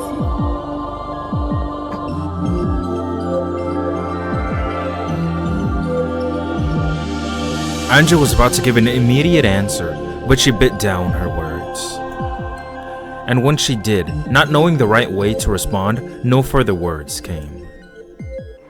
After all, to Angie, the truth itself was the goal. At first, it was out of hatred. Could Ushiromiya Eva, the sole survivor of Rokkenjima, be the culprit behind everything? She hated Eva, but she had no proof that her aunt was the culprit. And of course, Eva never talked about what happened on that island. So at first, in Angie's eyes, the truth meant proof that Eva was the culprit. However, that feeling withered away with Ava's death. Now that Ava was dead, even if Angie did find some kind of proof, it wouldn't mean anything. So, eventually, the truth Angie wanted to find became nothing more than the simple desire to know what happened on that island that day. However, one thing was obvious. Even if she did find out the truth, that wouldn't bring any of her family back to her.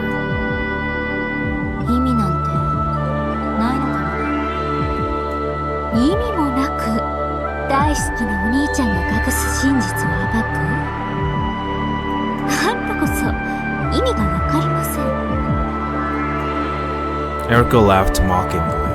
Angie laughed too, as though she agreed. だからね、私にとっての真実は目的に変わったの。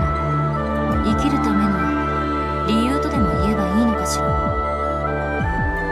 じゃあ真実にたどり着いたらもう生きる意味も目的もなくなっちゃいますね。そうよ。だから死ぬの。もういいじゃない。12年も余計に生きたの。そんな私に最後の瞬間くらい願いを叶えてくれる魔女が現れてもいいとは思わない？ぶっちゃけると生きるのにもう疲れたの一言でようやくできちゃいますね。そうよ。だから私の存在も生きる目的も何もかもが無意味。一なる真実の書にたどり着くという目的がそんな私に人生最後のちょっとしたきらめきを与えてくれたわ。その一点でだけベルンカステルには感謝してるわ。なるほど。バトラはあんたに生きてほしいからあんたの死ぬためのゴールを隠してるわけですね。バトラさんに初めて登場します。妹は選べないですからね。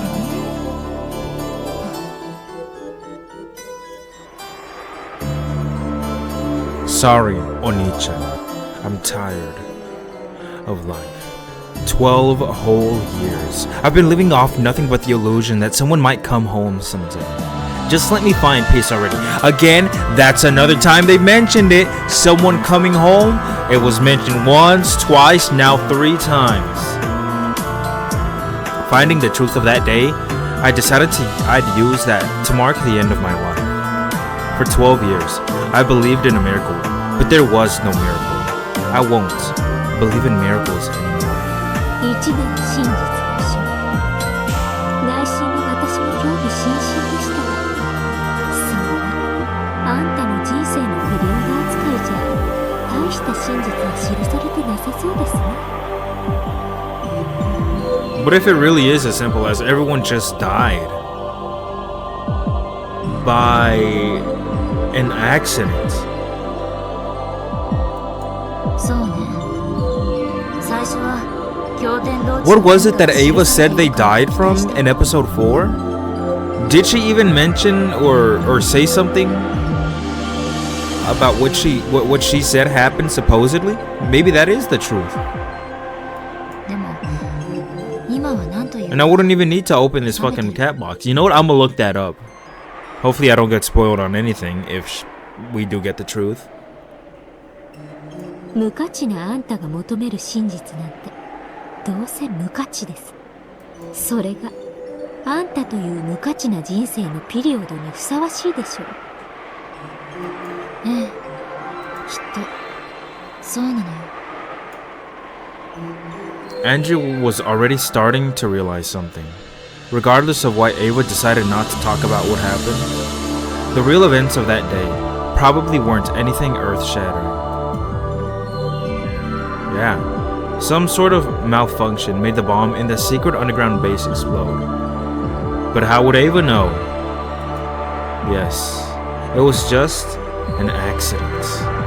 But the public believed and hoped that some sort of plot surrounded the events that day. Ava was a suspect herself, so she could claim that nothing strange had happened until she was blue in the face and no one would believe her. Of course, this included Angie. In that case, shutting up like a clam would just make things easy. It was hardly surprising that Ava chose to say nothing. 今は達成感なんて全くない。よくわからない気だるい疲労感があるだけよ。真実の魔女は真実に耐える力があるからこそ真実の魔女なのです。同志エンジェル、あんたにはどうやらその力がないようですね。あったなら死のうなどと思わないのですから。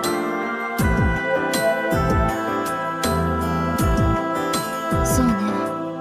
私は誰かが帰ってくるかもしれないという幻想に私がメアアトリーチェの猫箱に都合よく真実を隠して12年真実を拒否していただけに過ぎない。一なる真実の書を読んだらあんたはどうなるんでしょうね。さあ、契約に従いベルンカステルがちゃんと私の首でも鎌で買ってくれるんじゃない？あるいはまたひき肉かしら。Oh yeah. 今度こそ塩と胡椒を練り込まれるわね。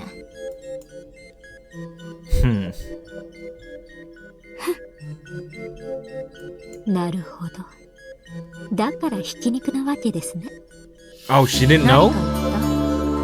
いいえ、それよりおかわりはいかがです？ノーサンキュー。 Angie listlessly gazed down from the balcony with no handprint. Down into the darkness of the abyss at the bottom of the bookshelf ravine. No, the gap between the bookshelf skyscrapers. From the beginning until the end of my journey, I haven't taken a single step away from this spot.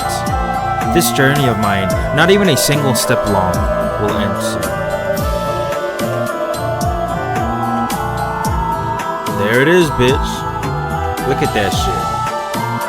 Ooh, some other shit, man. This shit is very detailed. Okay, there's 5 statues あの actually. 底を流れてる光の行列は何？ああ、大アウローラ教のパーティーの客人たちの行列でしょう。客人？ Wait, is this the real world? 元老院の大魔女たち Oh, never mind. 退屈から逃れる永遠の旅の途中の航海者たちへ、数百年の眠りより目覚めた偉大なる大魔女たちから今夜は大きなパーティーが催されるようですよ。お誕生パーティーでもするの？無限の魔女大ベアトリーチェ教は辺境の魔女なれど、その優れた魔法体系により無限の物語を生み出す無限機関ベアトリーチェの猫箱を生み出した天才魔女だそうです。Oh, so they respect her for that. 私からすれば爪の甘い間抜け魔女なのですが、どうやら大魔女の世界ではちょいと知られた有名人のようで。 Damn, and so they're all here to see the absolute truth?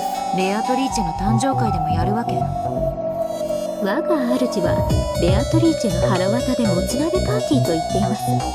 だってそうじゃないですか。一なる真実が存在しないから猫箱は無限の物語を生み続けたのです。しかし今宵あんたの鍵によって一なる真実が明かされます。そしてそれは猫箱が開かれることを意味する。まさにベアトリーチェを生きたまま腹を引き裂いてその中身をぶちまけるのと同じことってわけです。そのもつ鍋パーティーにあの高速道路の渋滞みたいな大行列がある。ベアトリーチェの有名さを驚くべきか、あの連中のゲスさにヘロが出るような先が分かりかねるな。あんたにとって一なる真実の書の中身は単なるフィリアとミステリー。でもロッケンジのミステリーを感激する者たちにとってはこれは見過ごせない結果ですから。なるほど。あれはお兄ちゃんのゲーム版を食い破ってたヤギどもの行列というわけだね。 Wow, you're comparing. Yeah, that's a. I guess, yeah, I see the comparison. Angie's analogy was an accurate one. The crowd far, far below them was made up of nobles wearing beautiful outfits and goat masks. They were all so intent on tearing the guts out of Beatrice's cat box that they couldn't even hide the drool trickling from their mouths. Those gluttonous goat nobles who derived pleasure from violently exposing the truth were in a line of cars headed towards the meeting place. 猫箱もベアトリーチェもいよいよおしまいなのね。ベアトたちはゲーム版の最後の食い残し黄金鏡に立てこもってます。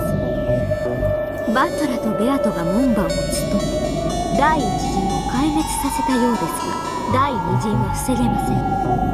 我が主は籠城概念破壊の艦隊を与えられました。黄金鏡の城壁など、もはや風前の灯火で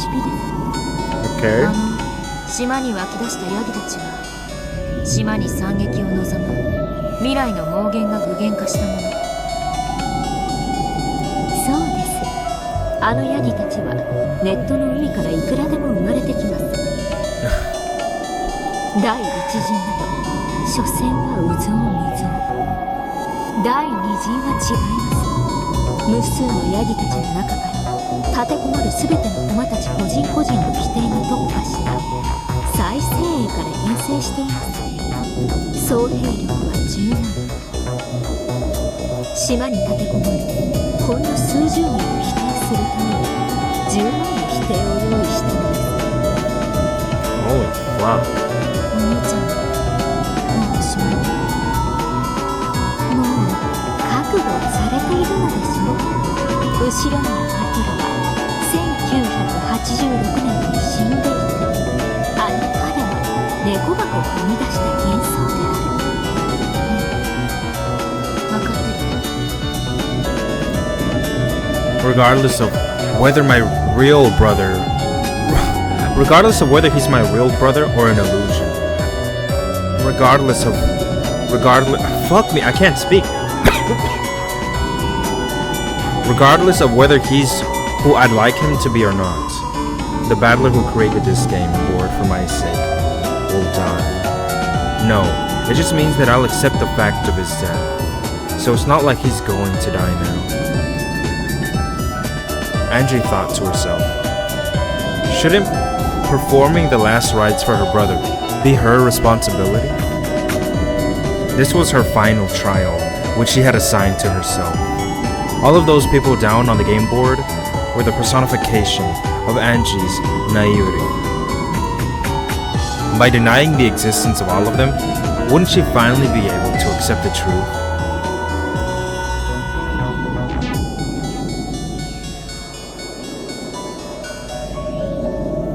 No, that's not right. I'm not being honest, even with myself.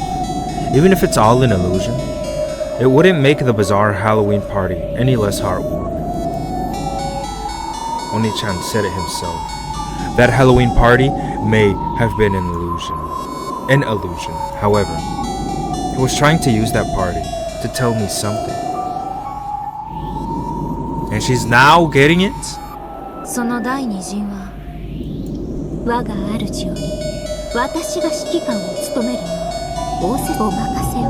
エンジさん、あなた自らに手を汚させるほど我が主は陰湿ではありません。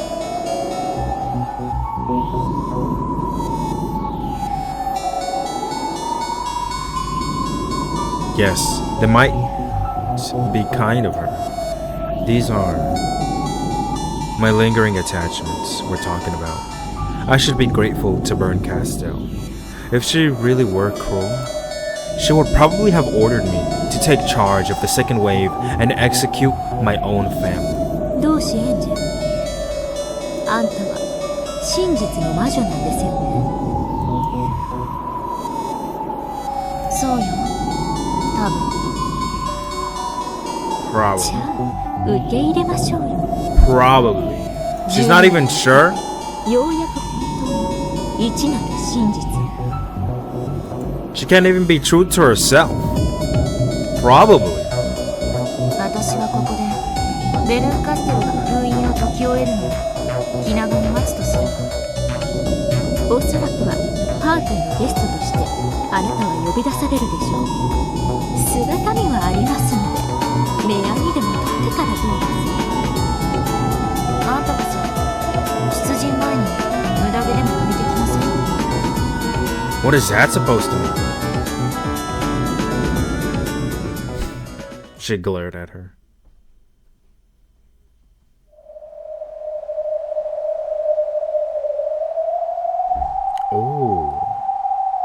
Oh, it floated in the empty air. The door to the Golden Land. So this is how it looks.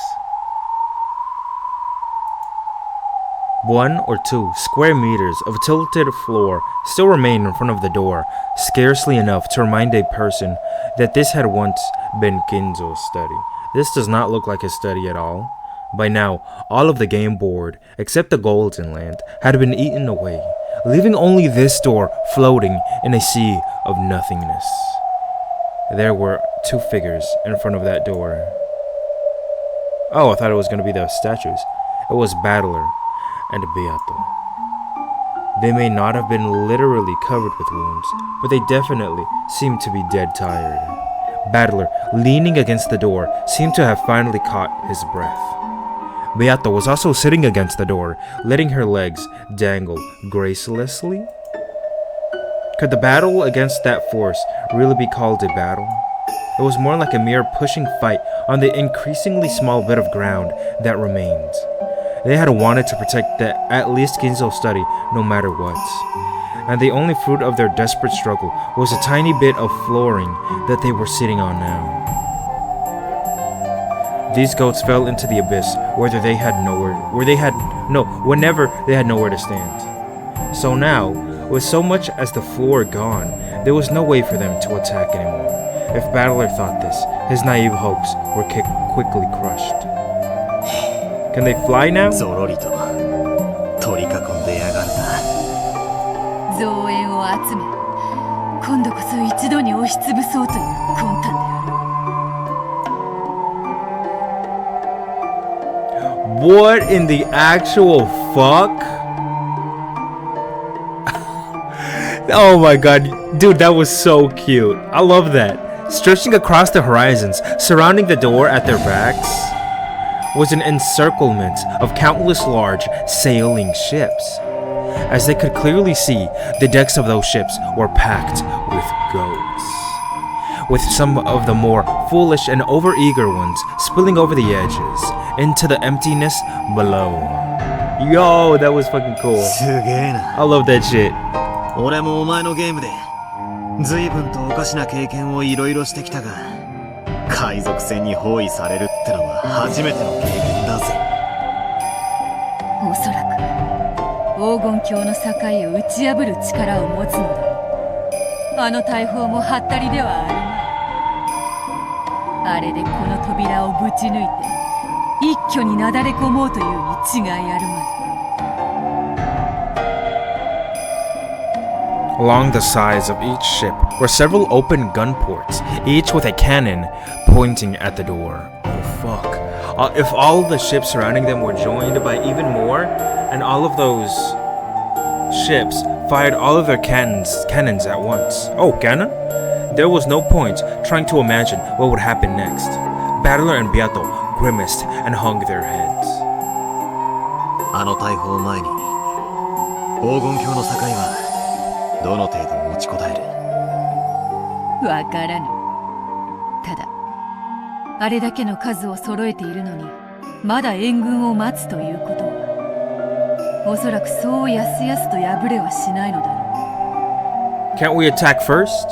確かに降伏勧告もしないで攻撃の手を休める理由はそれしか考えられねえな。奴らが与えるこの時間が我らに有利に生かせればよいのだがな。劣勢な側にとって時間はいつだって味方さ。何かの奇跡を期待できるからな。あるいはさらなる絶望を知ることにもなろうか。 At that moment, something small and hard hit Battler in the forehead.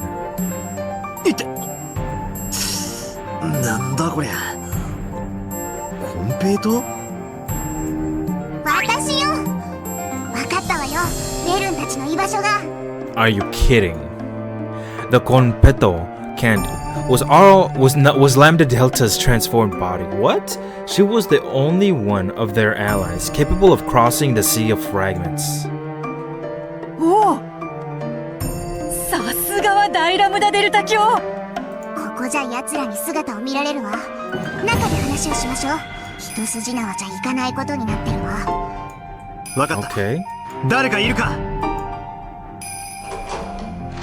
Alright, let's go in, bitch. Ooh. When Battler knocked on the door, it opened, and Shannon and Canon came into view. はい、お呼びですか？すまぬが見張りを頼む。お任せを。奴らが攻撃を開始したら戦う必要はない。すぐに黄金鏡に逃げ込め。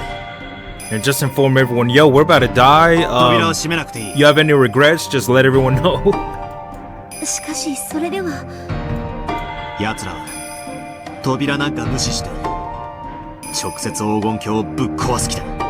ここで仁王立ちしてたってもう何も防ぐことはできやしない。わかりました。ここは僕たちに任せて中で対策を。うん、しばらく頼むぞ。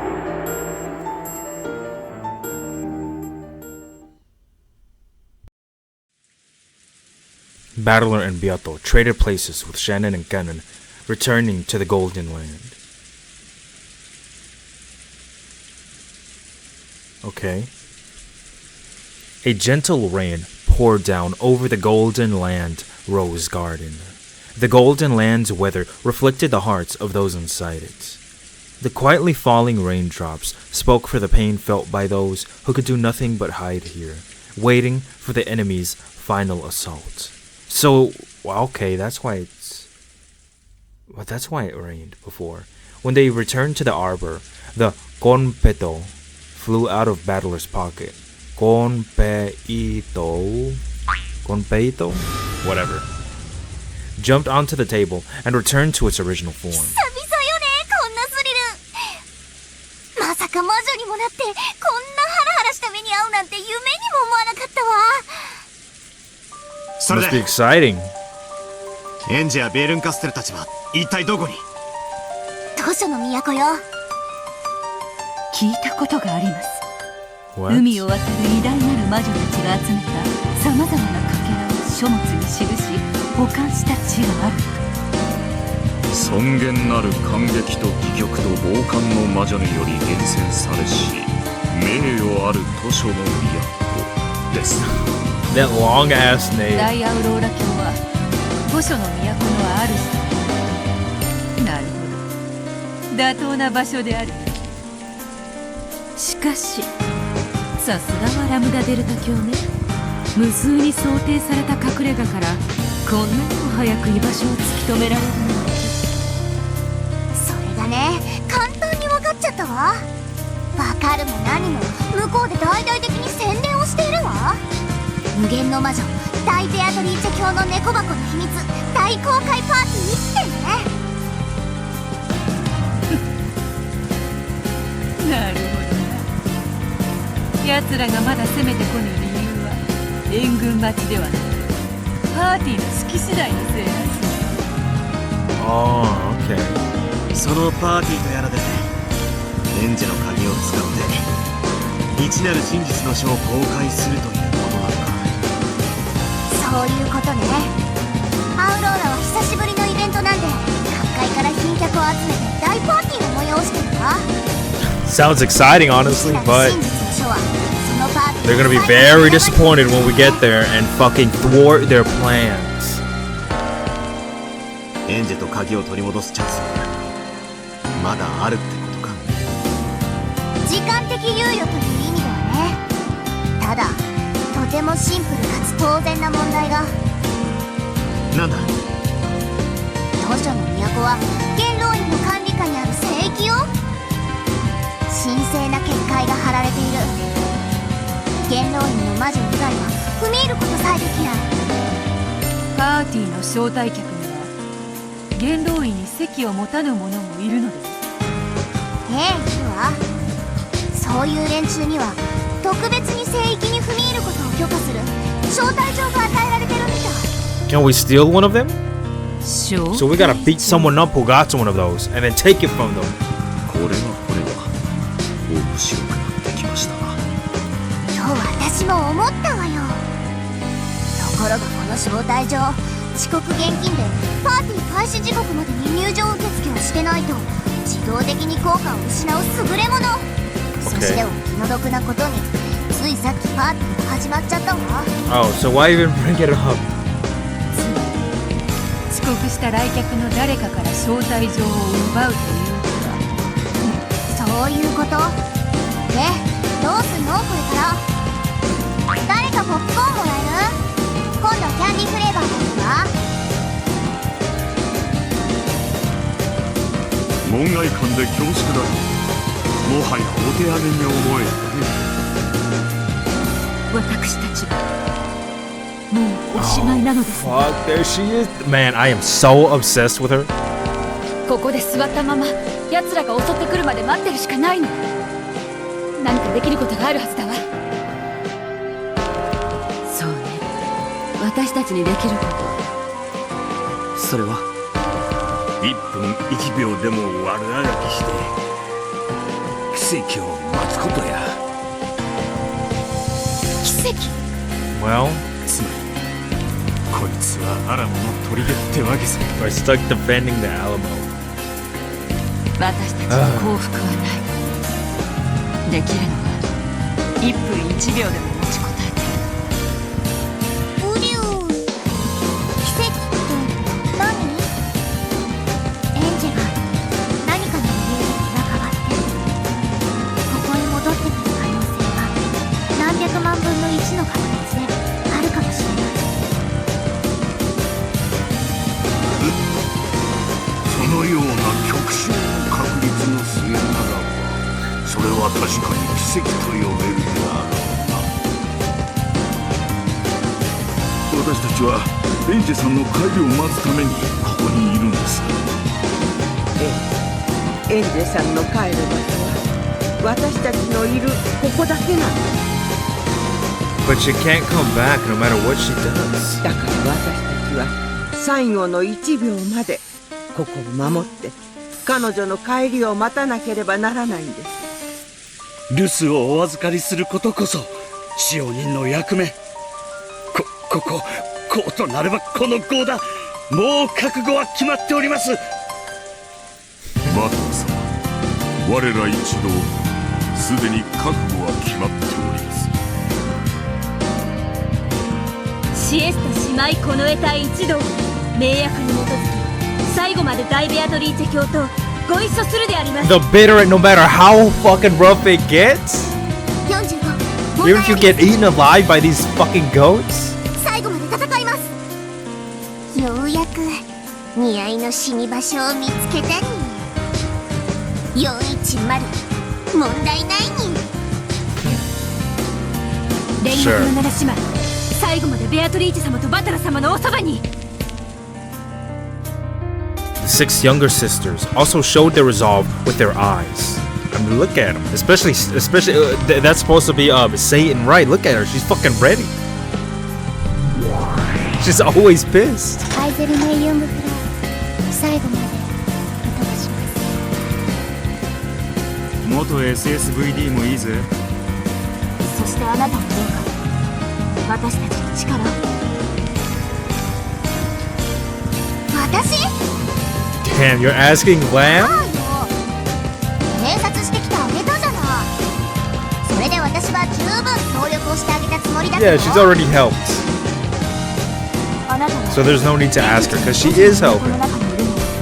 どうやって確認したんですか？もちろんこの目でよ。私、自分の目で見たものしか信用しないたちなの。ということは、あなたは聖域である図書の。 I was about to say that exact same thing, so you can get in there. Get us in, bitch! 大ラムダデルタ教は元老院の大魔女であらせられるぞ。 And especially with a name the Great Lady, a member of the Senate. Come on, you can pull some strings and get us in there. Let's crash this fucking party, yo. Shit. まさか私にもう一働きしろって言ってんじゃないわよね。 Yes, that's what we're doing. これは思わぬ出番だね。図書の都に入ることができるのはラブダデルタ教ただ一人。 Yes, and she's gonna pull some favors and get us in that bitch. これはまさにラムダデルタ教のための見せ場ということじゃない。 Again, they always do that apply. You know, I like that's kind of cute. バカ言ってんじゃないわよ。あんたたち正気？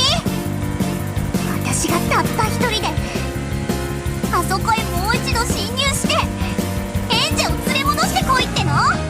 Or you could take us.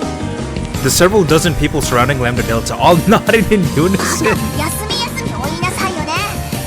エンジェを助け出すってことはダイアウローラのパーティーをぶっ壊せってことよ。Oh, then you'd be fucked? 私に世界を敵に回せってこと？私に見返りはないわ、あるわけない。あんたたちに用意できるどんな見返りだってダイアウローラとその愉快な友人の化け物たちを敵に回すことと。 No, there is. And that's someone you've fucking chased after this entire time. This is gonna drive Burn fucking crazy. And you're gonna love that shit. Yup. みんなで和解するというハッピー。どうであるから無駄でルタ教。 This will drive Burn fucking crazy. This bitch will lose her fucking mind. それほどの大事を成し遂げれば、そなたも病を1000年は忘れることができるのではないか？ Oh my god. We're just we're begging her. We're coming up with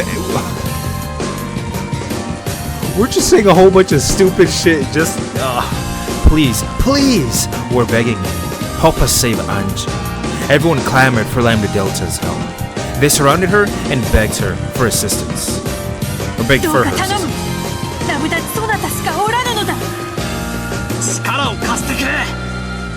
俺がお前に最高の物語を見せてやる。そいつを最前列で見せてやるから。Oh man, look at him. Everyone is begging. Hand and knee.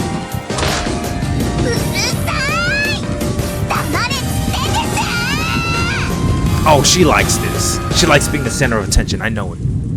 Lambda Delta leapt to her feet and crushed the cup of popcorn in her hand. Sweet, candy-flavored popcorn flew everywhere and pieces stuck to everyone's face. Okay. It may have been a hilarious sight. Maybe I was gonna say something. No, I won't say that. However, no one laughed. Lambda Delta's face was filled with a rage that none of them had seen before. Okay, fuck it. I'm just gonna say it. No. 勘違いしないでくれる？私は観客よ、観客！ベアトに招かれて、そのゲームを見物に来ただけの客人よ！その私が、なんであんたたちのために命までかけなきゃなんないわけ？ Cause it'll be fun. エンジェが帰ってきたらハッピーエンド？バカじゃない？怒り狂ったベルンとその軍勢が一気になだれ込んできて、ブチッと潰されておしまいじゃな。私がここにいる理由はたった一つよ。それは面白い物語が見られると、そこのリオンに単価を切られたから。そして私はもうじき、最高に面白い物語が見られることを信じて疑わないわ。それは排水の陣でベルンの軍勢と戦って、一人また一人と散っていく悲しい悲しい物語。全員に散り際の見せ場がありそうだもんね。それを間近でもうじき感激できるのよ。あんたたちはもうじき、みんな死ぬの。でも私は違う。私は観客よ、客人よ。あんたも一緒に死んでくれなんて、言われる筋合いはこれっぽっちもないんだから。 I was gonna say maybe Battler and Beatrice can bite the popcorn off each other's face in a very romantic way. Alright, that's it. No one was able to say a word. In the still silence, there was no sound except that of the rain. Even Lambda Delta finally hung her head in dismay. That would be romantic as shit. 私ってば最高にかっこ悪いわ。そうよね。ここで私が任せておきなさいって胸を叩いたら、私の人気はうなぎ登りで、次の人気投票はトップ3くらいに入っちゃうかもね。Did this actually happen back in the day? でもね。Were there popularity polls? 私はあんたたちと違って、物語の登場人物じゃないのよ。Bitch, I'm looking at you right now. How are you not? あんたたちが深夜に、クライマックスはこれからだとか意気込んでるけど、私は明日、月曜で学校で、日直で朝は起床が早いわけよ。住んでる世界が違うの。だからさ、私をさ、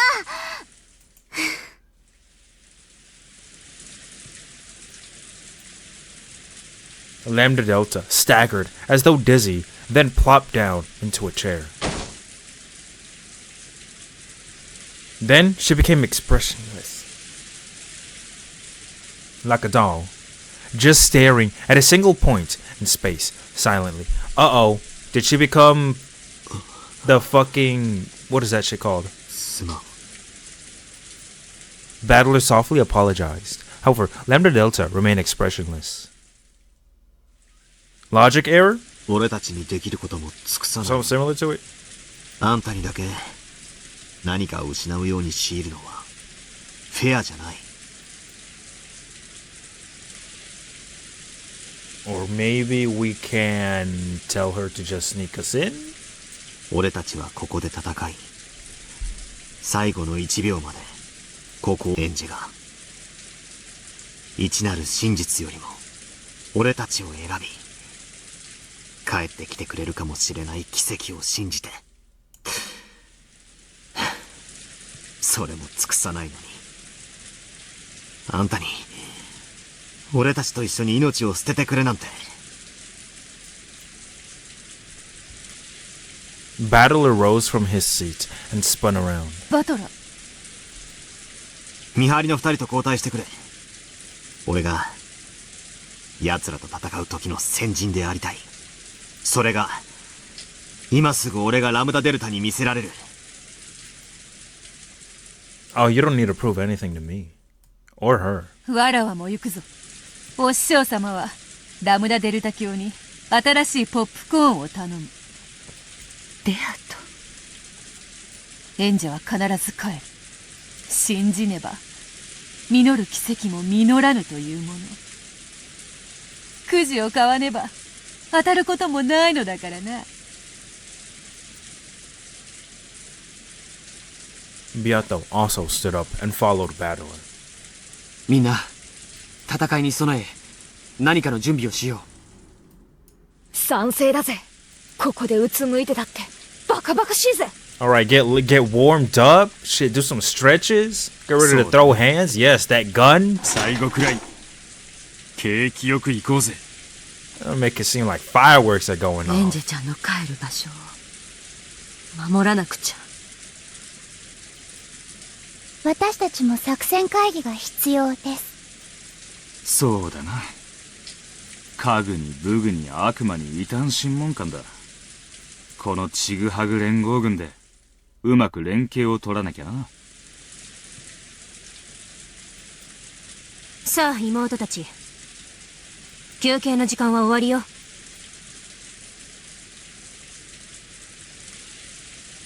シエスタ対起立。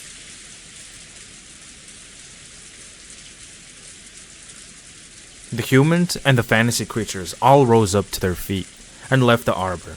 Afterwards, only Lambda Delta remained, still staring blankly at a point in empty space. She has the option to interact. Wouldn't that be a little bit more fun than just watching? Which is a little funny because that's what the story wanted you to do this entire time. Interact with it, come up with your own theories. いい香りの紅茶ね。インスタント？ All these things they それとも intertwine. ティーバッグかしら？おや、同志エヴァもいかがです？カップはないのでロートになりますが。A funnel? A gold butterfly drifted onto the balcony and turned into Ava. Oh. ベルンカステルの様子はどう？一なる真実の書の封印を解くのにまだだいぶかかるのかしら。Why is Beatrice the only witch with the name Beatrice that doesn't have these? Does Virgilia have those as well? No, but her name isn't Beatrice. 封印が解けたそうよ。おめでとうございます。いよいよですね。あなたの人生のピリオド。鍵を持ってベルンカステル教のところへお行きなさいの。使い魔に猫を案内し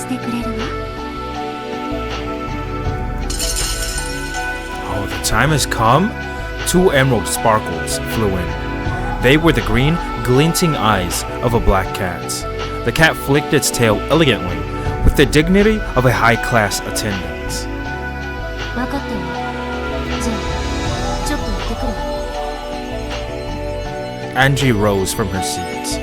She did it casually, as though she really was just heading out for a short trip. However, her lips would never touch her half-finished cup of tea again. 短い間でしたが楽しかったです。同族嫌悪って感情を知ることができる貴重な時間でした。私こそ次に会えたらどうやったらこんなにまずく紅茶が入れられるのか、ぜひ秘密を教えてほしい。 They do not like each other. 嬉しい？私が12年間ずっと隠して意地悪してきた秘密がいよいよ知れて嬉しいわ。ああ、今ならエリカの気持ちがわかるわ。あんたが死ぬまで守った秘密を暴けて、あんたに一矢報いてやったって気持ちになるもの。それは気持ちのいいこと？多少はマシって程度だわ。 Angie nodded towards the black cat to let it know that she was ready.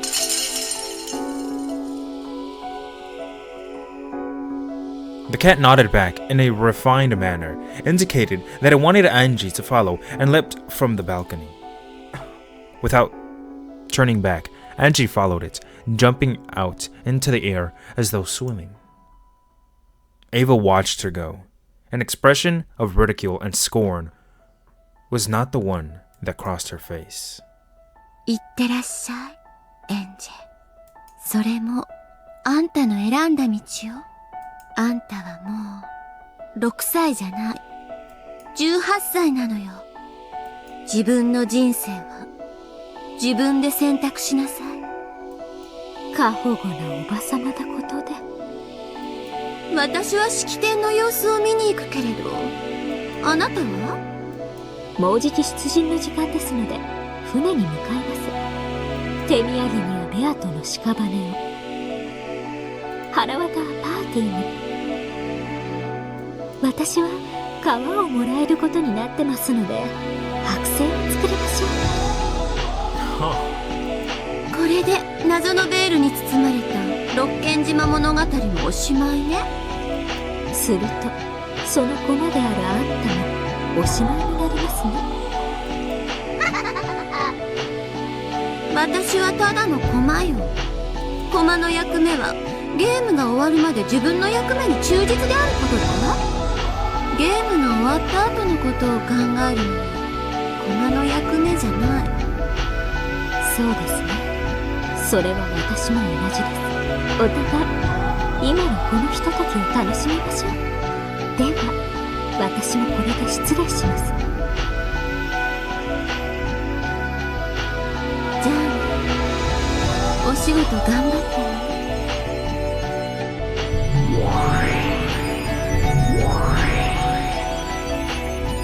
After exchanging elegant bows, the two witches vanished at the same time. Nothing remained except some half-finished teacup and the aroma of the tea itself.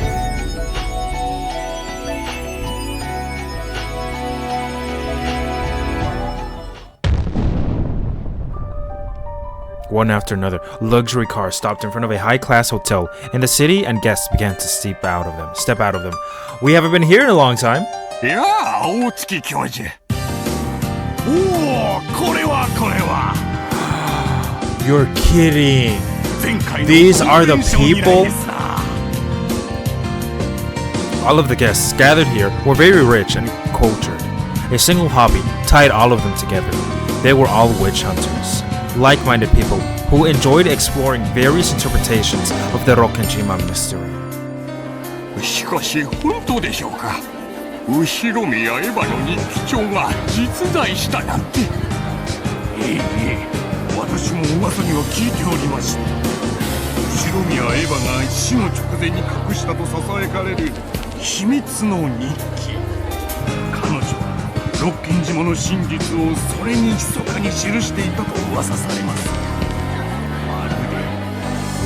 様の耳はロバの耳ですな。人は自分しか知り得ない秘密を穴を掘ってでも口にせずにはいられない悲しい生き物なのです。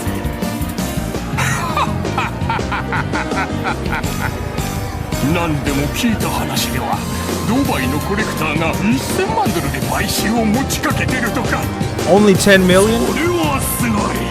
それだけロッキン島ミステリーが魅力的なことの証左ですな。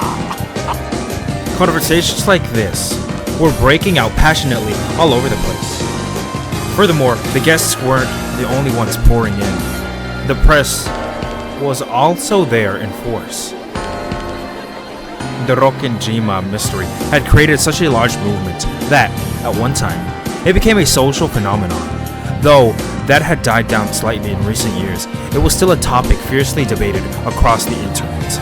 It was hardly any surprise that the discovery and the imminent release of the Ushiromiya Eva's diary, which contained the truth of that mystery, had caused an uproar. And on top of that, the mysterious forager Ito Ikukuro was to appear publicly for the first time. Damn! In fact, it seemed that Ito Ikukuro and Hachijou Tohya, the up-and-coming mystery novelists, were the same person. Of course, this meant that Hachijou Tohya would also be appearing in public for the first time. The fact that she was actually an enigmatic female author, despite having been thought to be male, would have been enough to cause a stir on its own. That'll drive fuckers crazy. Before the diary unveiling party, a press conference was held in one of the rooms of the hotel. Dude, this shit is going so big. 私が八条東也。先生は過去のサイン会においても影武者を立ててまで姿を現すことを拒まれてきたわけですが、それが今回こうして姿を現されたのはどういうご心境の変化からでしょう。六軒島の魔女伝説は無限の物語を生み出してきました。それが終焉することの意味を考えれば、物書きの端くれとしては姿を現す形で敬意を表するべきであると感じたからです。偽書作家としての先生はネット上で真実に至ったと公言されておりました。それはつまりもう先生は日記の中身をご覧になっているということなのですか。 Damn, bitch. Look at all these chairs. そしてそれは認識、皆さんにも公開されることとなるでしょう。 Oh, that's gonna drive everyone fucking crazy, bitch. Oh, everybody would be screaming. I mean, it's hers. いいえ、私が保証します。日記には真実が記されています。 Oh, wait a minute. I don't think they can understand the red.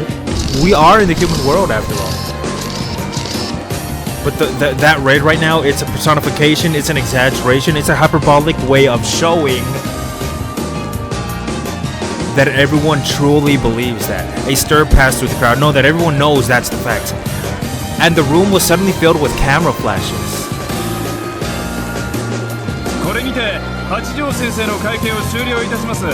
Dude, there's a lot of commotion. Like, this is exciting, bitch. 本日は誠にありがとうございます。引き続きまして、後ろ宮エバ氏の日記の撮影時間に移りたいと思います。 Really?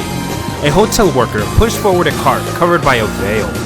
Then, after looking at Hachijou for approval, he removed the veil. Oh shit, bitch. Everybody would be freaking, everybody would be screaming. There lay Ushiromiya Eva's diary. The book of the single truth sat there, waiting for its seal to be broken. Crack that shit. Hachijou held it to her chest and laughed enigmatically. Camera flashes came from everywhere, making the book of the single truth glint. Is that actual gold?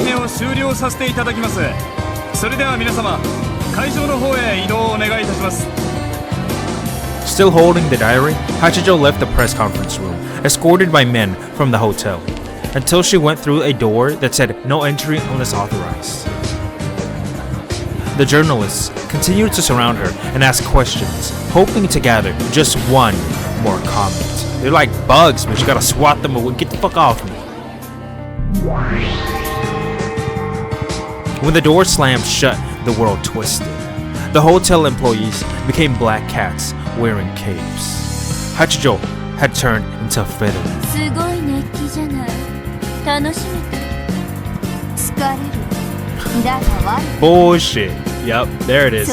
I know she would enjoy こ that. の日記は重い。 Who wouldn't? Having the spotlight on you? Featherin tossed the diary and Bern Castell caught it. What? Careful, bitch. 私は少し控え室で休ませてもらう。出番なんてすぐに。休んでる暇なんてないでしょ。では休むと言わず、久しぶりの興奮をかみしめる時間が欲しいと言い直す。この日、パリでエンジェに一番に見せる約束をしている。そうか。ならば好きにするがいい。 I like it when she does her face like that. She seems so interested in whatever's being said. Featherin left, followed by her cat attendants. After watching her until she was out of sight, Bern Castell disappeared as well.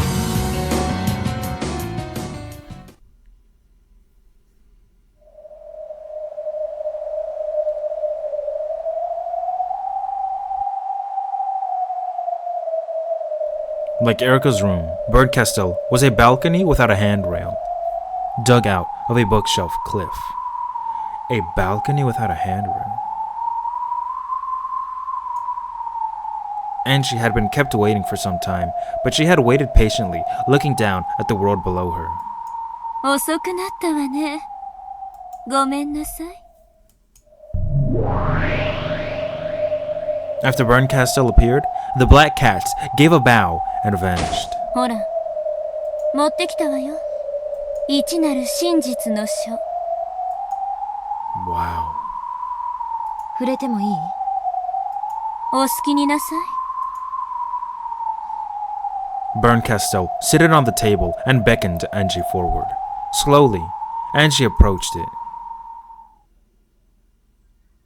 これがエヴァおばさんの日記。そうよ。その中にあんたが知りたかった一なる真実が記されているわ。鍵は持ってるわよね。ええ。 She's wearing it right there. Angie took the key out, looked at it there on her palm, then gripped it tightly. Not too tight, you don't want to break it.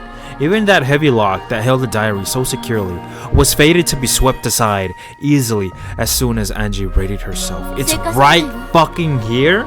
あなたの心の準備がついてから開けるという。この中には1986年10月4日と5日に何が起こったか。そうよ。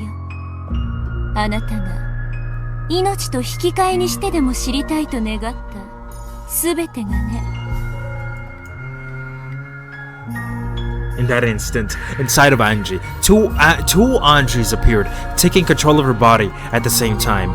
On the one hand, she knew that she had already paid a great price to learn the truth.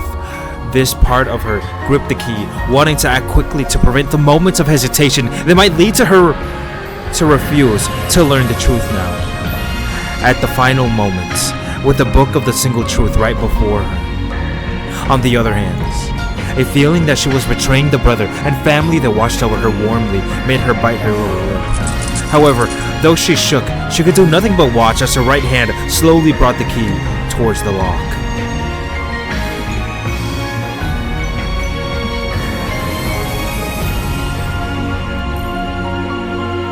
What am I hesitating for? Inside this diary, there's the final destination of my sad, painful 12-year-long journey. Holy shit! We're finally fucking here? Was 12 years not enough for that? Do I want to keep living that way? That Oni-chan and all those others, those are all illusions created by my heart. My naive hope that a miracle might still occur. If I put my two options on a scale, then the path I should choose is clear. Slowly, I pushed the key into the lock and twisted. Holy fuck, she's gonna open it? I thought I had the choice! The lock opened with a click, and at the same time, it felt as though a crack ran through the key in my hands. Maybe a part of its intricate design had broken off. I couldn't tell where it had been broken just by glancing at it. However, for some reason, its golden glint seemed dulled somehow. あんたもその旅で選択をした魔法が一つ消えたのか。何なの？バトルが言わなかった。その旅あなた以外の誰にも渡すことはできない。それはあなたに選択を委ねるという魔法。その役目を終えて消えたの。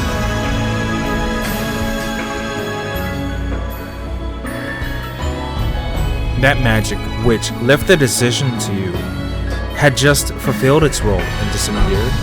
その鍵はただの鍵。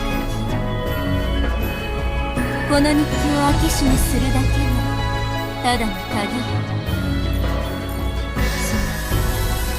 じゃあこのお兄ちゃんの鍵ももう望まない。もらってもいいよ。あんたが読んだ後にもう一度施錠するわ。その錠前を開けるのはパーティーの立派なセレモニーだそうだから。そう、好きにすればいいわ。I don't give a damn what happens after I find the truth. Baron Castell slid the key from where it lay on the table and put it into her pockets. ではどうぞ。真実を知ろうとするあなたの勇気が消えてしまう前にね。I lifted up Aunt Ava's now unlocked diary. The lock was open. Even the hinge had been released by now. There was no longer anything standing in the way of me opening to the pages within. I thought of taking a deep breath. However, I decided against it. I prepared myself for this long ago. So stupid to fuel my reluctance further. I opened it. Oh fuck, are we really here already? Violently, ruthlessly, I knew that this was the right way to open to the truth that awaited me inside. I was completely fucking wrong then. As soon as the cover was opened, a brilliant light poured out and my mind went hazy. The truth was sent into my mind directly, without letters or words. Tell me what happened that day on Rokujima. Are you fucking kidding? We actually get to... Well, she gets to know. No, wait, we do have to get... Oh, shit, we actually get to know? Oh, fuck, we're seeing everything. Okay. So that's the fucking light. There's the keys right there. Okay, the light bulb. Okay, that's the entrance to the cathedral. That shit is looking to the side. So they all did find the gold. Okay, then we get to see Sayo. Okay, a murder happened. A killing happened. It was Sayo, right? It was fucking her. She killed everyone. That's what happened. My consciousness returned gradually. Nothing was written in the open book before me. Of course, this was my own blank and empty notebook. She's here?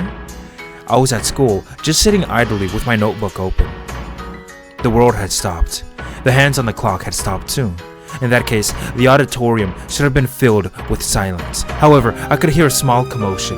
In this world of suspended time, I could see dark shapes sneaking about behind the unmoving students. These fucking goats! They were students with goat heads. They were sneaking glances at me from behind the frozen students, whispering something to each other. They want breath mints. That's what they're... I need a breath mint. I know. I can hear them. Everybody knows. One after another, students with goat heads slipped out of the... Slipped out from every conceivable hiding place. What? Okay. Creepy fucks. They slipped around all the students, stopped in time, and gathered around me. The fuck for? Then they all jeered out things in an endless stream and possibly aware that I could hear, showered me with giggles and sneers and comments amongst themselves. They're talking shit about me in front of me. However, nothing that came from the goats' mouths reached my ears as words. This was a world without letters or words, so no words reached me. However, their emotions and meanings did reach me, so I knew what it was they were saying. And then, when I was able to visualize it, this happened. Bitches, I'm gonna throw another one in there, one after another. The goats opened their massive jaws, showing their fangs that dripped with saliva, and came forward to bite me. Time was stopped for me. I was aware, but I could not move. Literally, that wasn't true. However, I was pretending that I couldn't hear, so I couldn't move. The goats bit me all over my body, leaving their fang marks licking me. Maybe they didn't like the taste of my clothes. Taking advantage of the fact that I couldn't move, they chewed through my clothes, one by one, over and over again. The goats stuck their tongues, their jaws, their fangs into my naked body. I was covered with drool and bitten all over.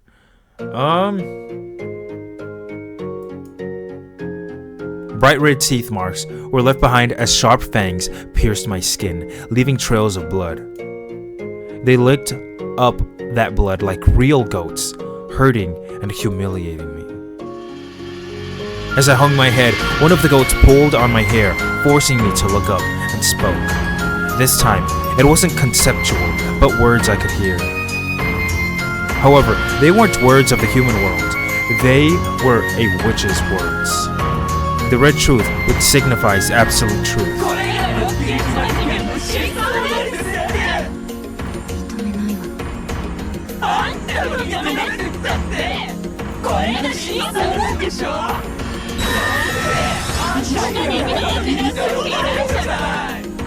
Whoa, I have to know.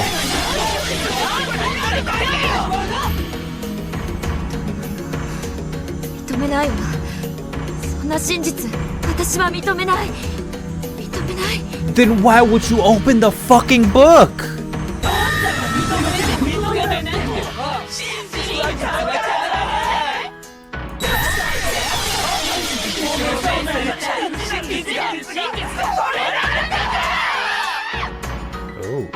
Oh shit, they're very passionate about this shit, this fucking red truth.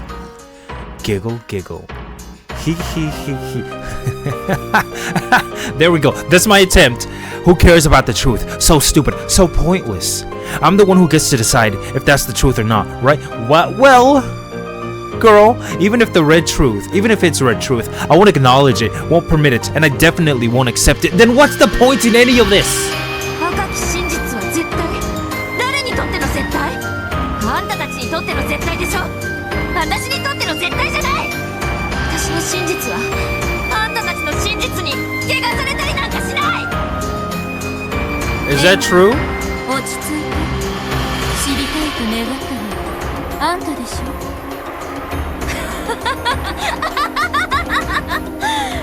私の真実はエヴァおばさんが犯人。 Then why the fuck would you even? Why did you start on this journey? エヴァおばさんがみんなを殺したのよ。 Isn't this what Okunogi said all the way back in episode 4? If you find the fucking truth, would you even accept it? He said that. He said that you so badly want to blame Ava that even if you get shown proof that she didn't kill, because I'm assuming, she's saying the truth is that Auntie Ava was the culprit, which would mean that she wasn't the culprit, or at least maybe not the only culprit in the book, in the truth. Then again, what Okunogi said, even if you get shown proof that she wasn't the person that you thought she was, that you hated, you still wouldn't accept that truth no matter what. Then if you were so goddamn hard-headed in this shit, then why even begin this whole fucking journey?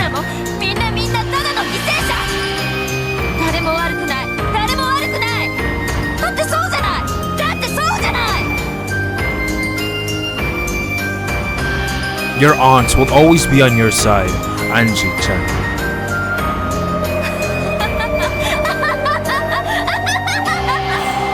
She wrote that in her fucking book. わかったわ。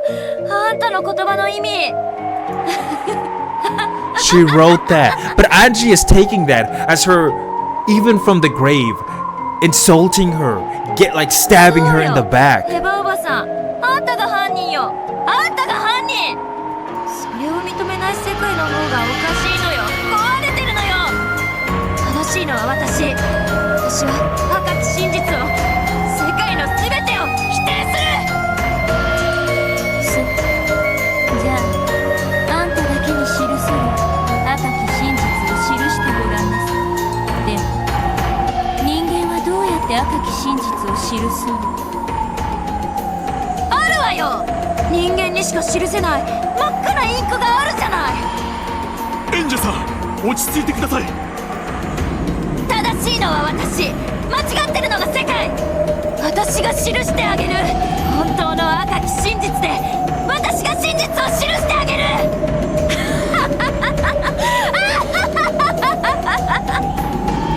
26条支援大至急。 Yes, I fucking knew it. She's gonna commit suicide. And that's gonna be her red truth.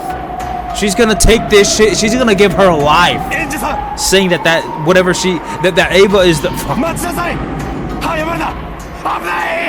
Are we all the way back to? Have a nice day. Are you serious? You're taking her fucking. 記してあげる。これが私の記す真っ赤な真実。お前たちの世界の真実など私は受け入れるものか。 Oh fuck. Angie's body went past the edge of the balcony. The air, which she had once been able to swim through, was now completely merciless for some reason. Angie's body plunged straight into the darkness below. She really just fucking do that? Berncastel just watched the scene play out in silence. Behind her, men in black suits rushed up to the fence, clutching it and screaming.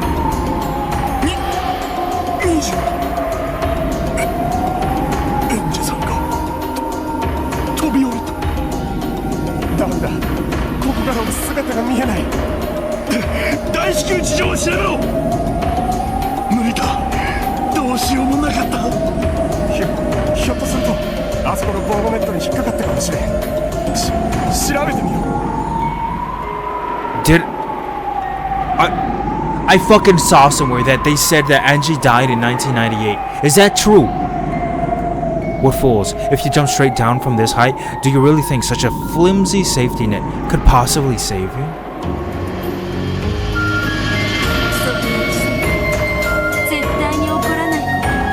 It's not in red.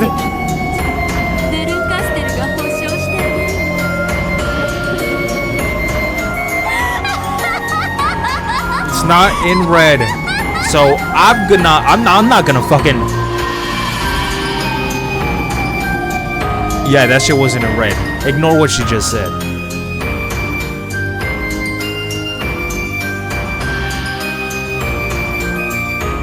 Angie's body fell from the skyscraper-like bookshelf and slammed against the floor of the City of Books.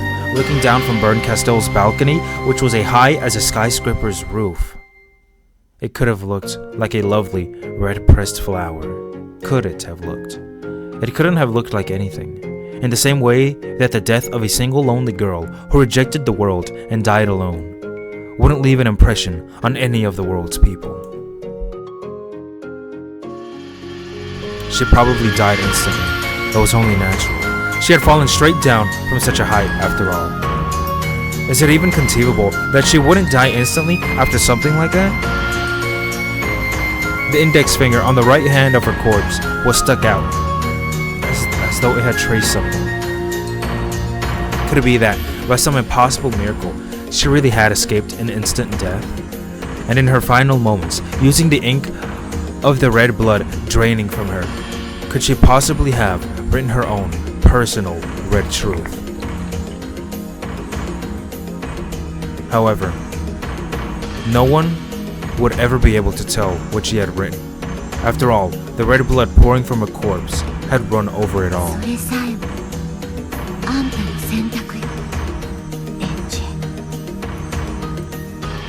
Ava was looking down at the beautiful flower of blood radiating from Ange's corpse. 私はあんたを生かそうとした。でもあんたは6歳より先の未来を生きようとしなかった。だからあんたは12年をかけてやっと元の場所に戻ってきた。The eyes on Ange's corpse were closed. However, there was no way of knowing if this was a peaceful thing. Slowly, the corpse began to break down. By the end, it had become a messy lump of flesh with only a few parts recognizable as human. Again? She's always gonna become that. It was hardly surprising. How else would she look after falling from that height and slamming against the asphalt? 死ねたわ。天国のみんなに迎えてもらえるかは別だわ。だってあんたはその天国のみんなを拒絶してここへ来たんじゃない。See you hell。いいえ、多分それはここだったわね。さようなら、エンジ。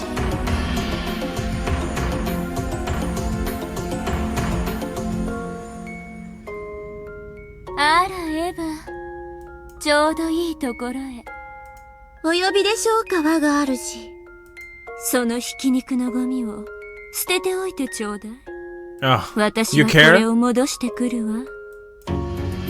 And Bernkastel's hand was the key, which had lost its magic when Angie had made her decision, and the book of the single truth, which had been locked up again. かしこまりました、我が主。After looking down one more time, Bernkastel vanished. Once she had gone, Ava summoned some cat familiars and ordered them to clean up. The black cats gathered Angie's flesh and scattered limbs and threw them into a tin bucket. Even in this miserable form, Angie's soul was still living. Perhaps living is a poor description. She was unable to die. From now on, forever. She would drift along in the deepest depths of oblivion, covered by the dust of oblivion, until she finally disappeared. She continued to question herself. What did the truth mean to her? What was right? And where was the place she could call home? As her flesh began to cool, even the energy to ask these questions began to fade. Eventually, she would forget her everyday memories and even the reason why she was suffering. However, there was one thing she would never be able to forget, and that was the anguish. From this point forth, she would suffer endlessly without even knowing why. By the time the cats finished flinging her corpse into the bucket and dumping it into the sea of nothingness, Angie had forgotten even her own name.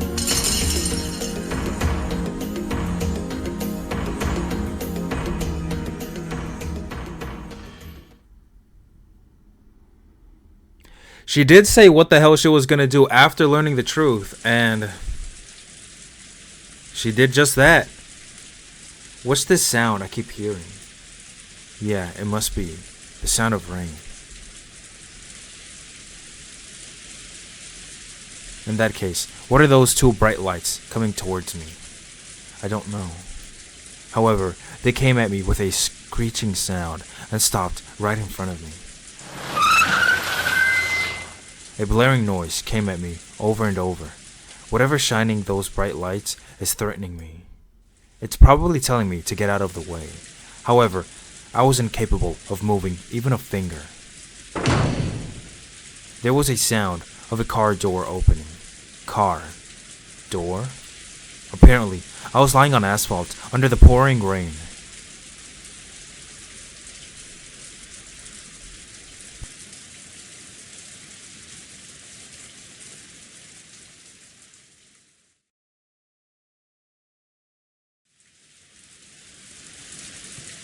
I saw a figure, apparently the driver, open an umbrella and come towards me.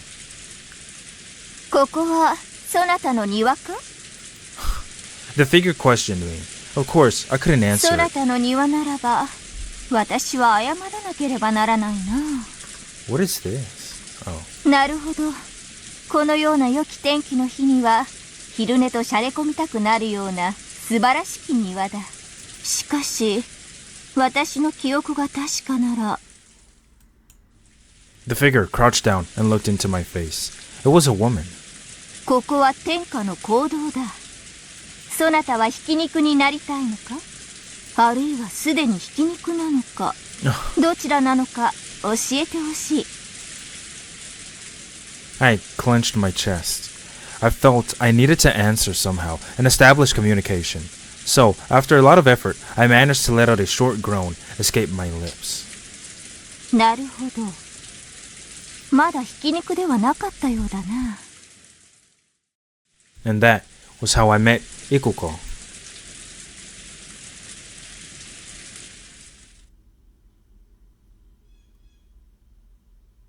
That's how she met her for the first time. Oh, where the fuck are we? 非常に衰弱しております。あと、記憶障害の可能性が高いですな。CT を見ないことにはわかりませんが、脳にダメージがある可能性もあります。ダメージ程度で済んで大いに結構でした。あそこであのまま寝ていればそれどころでは済まなかったでしょうから。ですな。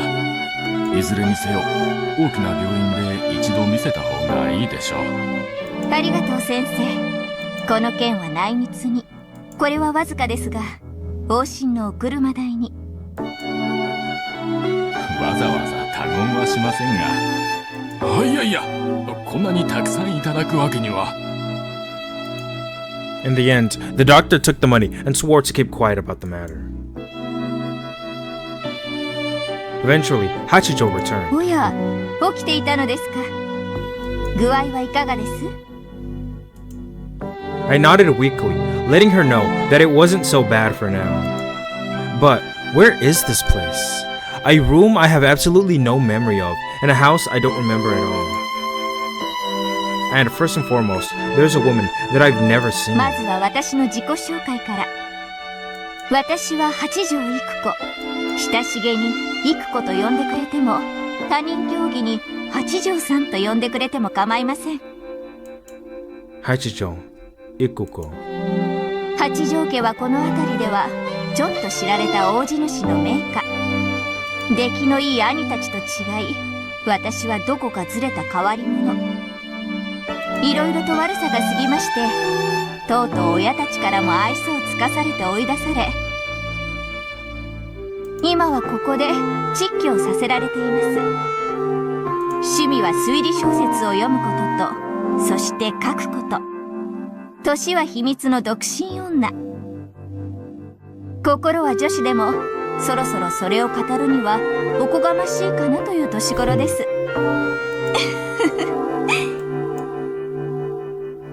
With the haze in my fuck me, with the haze my mind was in, it was extremely hard to make out what she was talking about. However, I was able to pick up on the fact that she was trying to talk to me cheerfully. それで、そなたの名前は？ My name. Logically, I know that, being a human, I must have a name. And I do have the feeling that I did indeed have a name. However, no matter how hard I tried to remember what it was, it just made my head hurt. 何か名前以外に覚えていることは？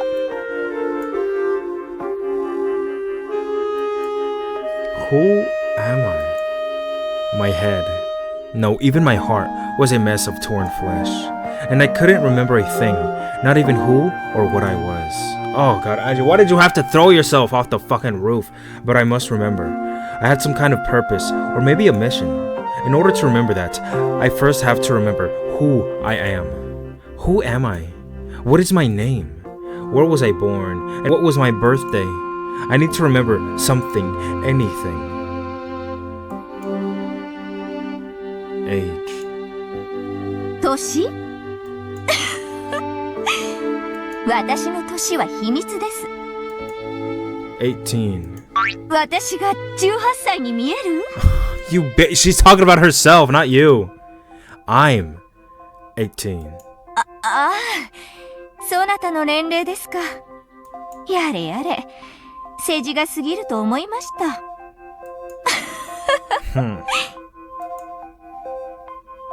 When I asked myself how old I was, the number 18 floated into my mind. To be honest, I didn't really feel 18. My mind felt much younger than that, and my pathetic body felt much older. なるほど。そなたは18歳というわけだ。そしてそれ以上のことは何も覚えていないと。I nodded weakly. I never knew that knowing nothing about yourself could make you feel so powerless. では、そなたが自分の名を思い出すまで、18と書いて、トーヤと読む名前を与えましょう。八条トーヤ。What? いかがです？なかなかかっこいいです。What the fuck is happening right now? Hold on. Let's give you the name Tohya. 自画自賛。Hachijou Ikuko gave a satisfied laugh. From then on, I took the name Hachijou Tohya. My inability to move my body was apparently due to the traffic accidents. To wait, on that day, I had been hit by a car, and Ikuko had picked me up from where I lay on the street. If she hadn't hit the brakes, she probably would have driven straight onwards, thinking she'd run over a dead dog or something. Later on, I, perhaps rudely, suspected that the one who hit me might have been Ikuko herself. But when I saw her completely undamaged front bumper, I gave up on that theory. Or maybe she used a different car. Hachijou Ikuko lived in a small but lovely mansion on the top of a small hill in a village with a view of the sea. What the fuck is going on here? This Hachijou Ikuko is the name of this chapter, okay? This is chapter what? 14? We're really that far in? She also owned the hill behind her and was more than capable of enjoying the four seasons in privacy. Oh, this little part or thing back there. As time passed slowly, my rehabilitation continued and my ability to move improved little by little. However, it seemed I really have suffered some form of brain damage. Finding out who I was looked like it would be a very difficult task. In the beginning, when I couldn't bear not knowing my identity, my head often hurt so much it felt as though it would explode. However, as I slowly accepted the fact that I was a new person with the new name of Hachijou Tohya, the headaches became less frequent. The whole time, no memories returned to me except the fact that I had been 18. However, I wasn't able to remember any more, unable even to make sure that 18 was my true age. And eventually, I stopped trying to remember my former self. おはよう、トーヤ。昨日はひどい嵐でしたが、よく眠れましたか？ Why is Featherin? What they? Hold on. I gotta figure out by the end of this shit. I had some trouble falling asleep, so I decided to read your manuscript. おやおや、どこまで読んでくれたのですか？ I finished it. これは驚いた。あの量の原稿用紙を一晩で読み切ったというのですか？ I was surprised too. Once I got into it, I'd finished before I knew it. It was like I was just skimming it, or maybe like I was reading each page in a glance. どうやらそなたは速読の心得があるようですね。して、どうでしたか？ Look at her. 感想は。Look again, that face. Look, she's so interested and excited. I liked it a lot.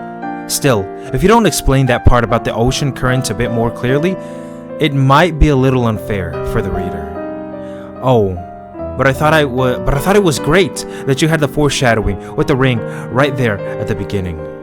After I finished it, I had to go back to the beginning and slap myself for being so easily tricked. I think that feeling's the best part of a detective novel. Oh, dude, I had that exact same feeling going back to episode 1 and thinking about it not that long ago. With what the fuck happened with Shannon.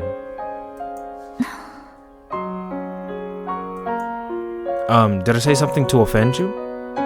If I did, I apologize. いや、なぜ謝るのです。驚いています。そなたの的確な感想は賞賛に値するでしょう。Pertinent. そなたはどうやら批評家かあるいは推理小説作家の才能があるらしい。 A detective novel writer, a critic. From across the fog of oblivion, I seem to remember myself fighting and arguing about mysteries or something like that.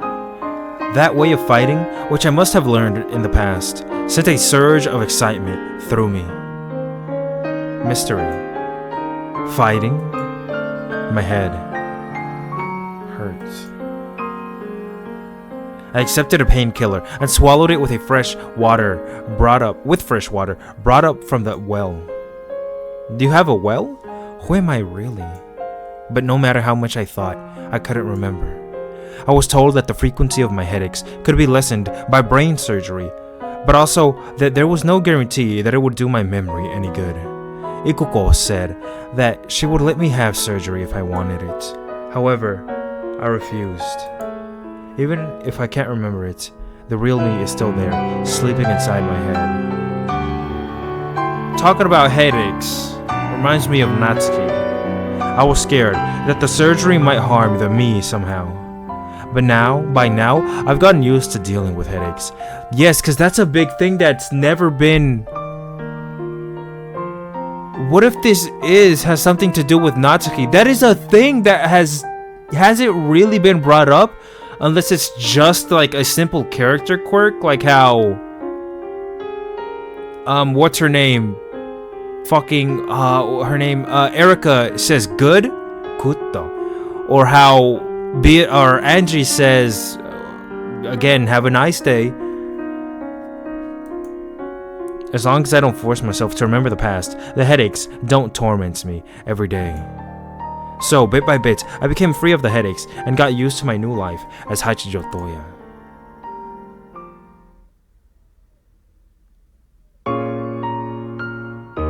Her hair is purple like Natsuhi's dress.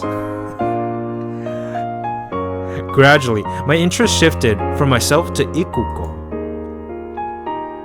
What exactly is going on here? Hachijou Ikuko. A very strange woman.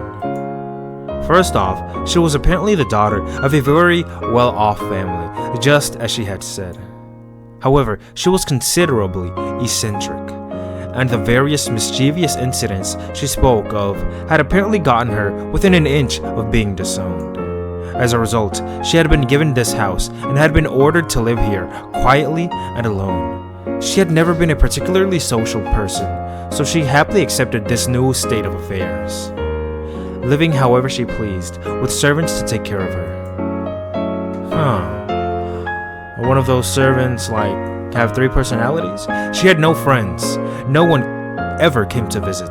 Besides me, the only one she ever talked to was Burn, an old black cat she kept as a pet.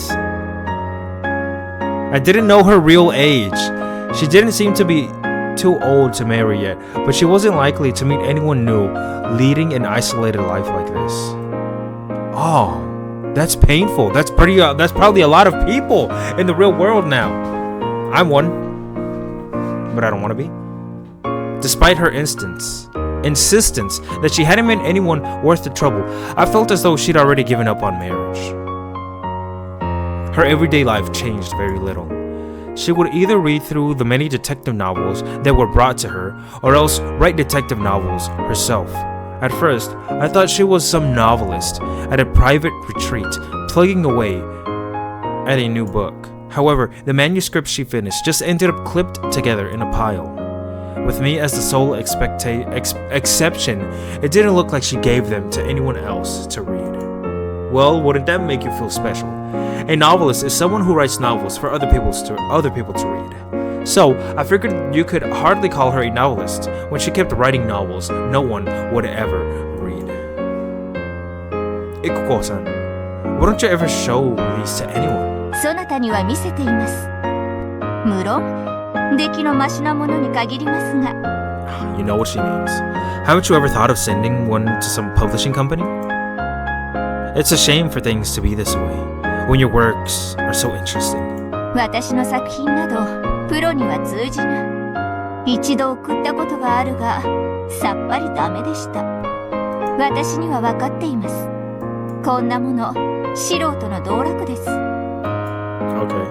I don't think amateur is a fitting word for someone who's so well versed in detective novels from all time and places across the world. 大飯ぐらいが良き料理人になれるわけでもない。推理小説を読み散らすことが良き推理小説家であることを保証するわけでもない。そういうことです。だからこんなものは道楽に過ぎません。Is it really fun to write novels that you won't show to anyone?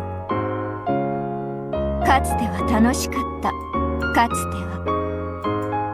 What about now? そなたに感想を得ることが楽しい。とりあえず一章を書き終えました。お茶を用意させるので、また読んで感想を聞かせてもらえませんか？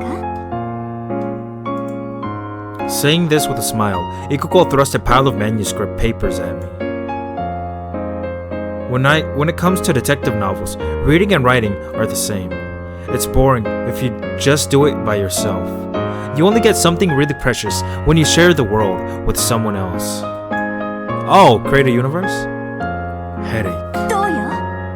しっかり。今頭痛薬を。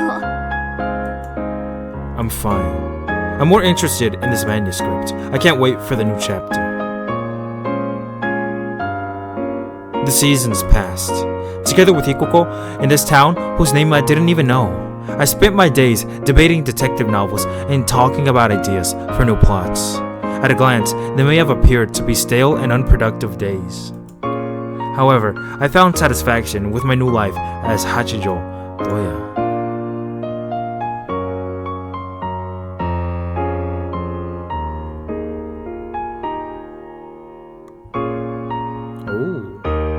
Pretty. It's autumn. かようにして我が黒首ときたんは幕を閉じるのである。りょう。 With a dramatic flourish of her fountain pen, Ikuko signified that her manuscript was now complete. どうであるか。そなたのプロットを生かしつつ、最後に辻子の秘伝をもう少し厚くしてみました。I think it's very good. I think the last farewell is sad enough to make it moving as a story, not just a reasoning puzzle. トーヤのプロットがあればこそです。この作品の前には、私がこれまで書き溜めた原稿など、ちり紙の価値さえない。書きながらも、私が世界で一番最初の読者であることの興奮。こんな経験は初めてです。I just mentioned some ideas. You're the one who turned them into such a fascinating story, Ikuko-san. Before I knew it, she had roped me in as well, and I too had dipped my toe into the world of detective novel writing. Apparently, the old me had possessed some knowledge of mysteries and detective novels and the like. And my talent seemed to be of a fairly unorthodox kind. I turned famous mysteries from across the world on their head, and looking to twist those ideas into something new. However, a few ideas aren't enough. Fuck me, and they're not gonna let me read it, aren't they? Yep. No meal is complete if all you can do is chop up vegetables. It was thanks to Ikuko's writing, a skill she had built up over many years, that my ideas were transformed into a work of fiction. This first work that we had authored together, The Strange Tale of Kurokubi Island, had brought out the best of our individual quirks. And though I hate to brag, it had turned into a masterpiece that we could show to anyone without shame. もしもし、書斎にシャンパンを持ってきてください。グラスはあなたの分も。これまでで一番の作品が仕上がりました。お祝いしましょう。Wow, Ikuko called for some champagne over the internal phone line. Joined by the servants who had happened to be working that day, and the cat Burn, we raised our glasses high and toasted our accomplishments. I mean, you're all fucked up. Whoever this person is, it's all fucked up. Can they drink? Ikuko-san, I have an idea if you don't mind. 聞こう。そなたの話すアイデアなら、シャワーとトイレ中でなければ、いつだって耳を貸そう。Why don't we try submitting our book? I've never read something this interesting before. I'm sure lots of other people will want to read it. そうでしょうか。過去にもそう思い投稿しましたが、結果は。I believe in your talent, Ikoko-san. What about you? 私とて、そなたの才能を確信しています。Then it's decided. To Ikoko-san's big debut. トーヤのメジャーデビューを祈って。Well, this sounds sweet, but I don't really... We clinked our glasses once more. This evening wore on. Or the...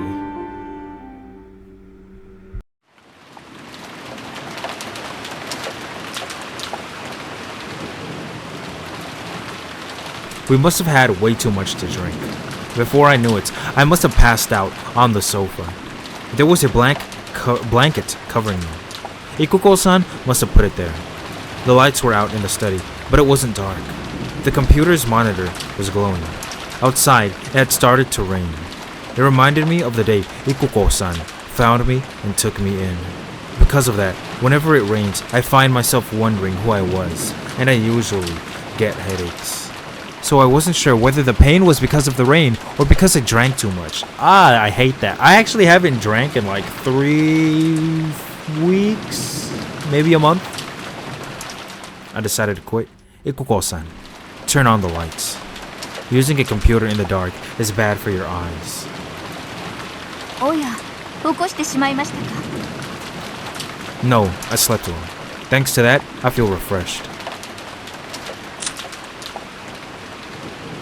I turned on the lights and looked out through a gap in the curtains.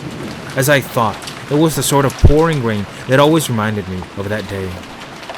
It's raining pretty hard out there. The wind looks pretty strong too. I hope the rain gutters don't get clogged with leaves again. 先日掃除をさせましたから、当分は大丈夫でしょう。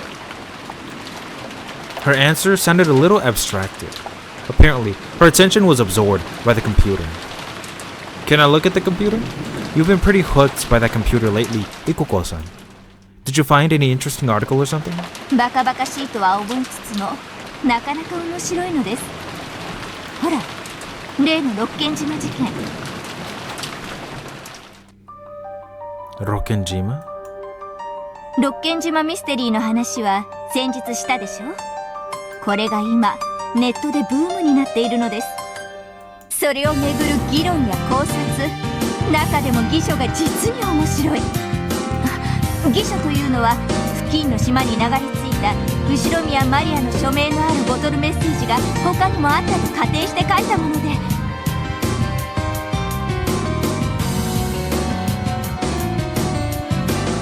Only too happy to share her knowledge on the subject, Ikoko continued her explanation at length.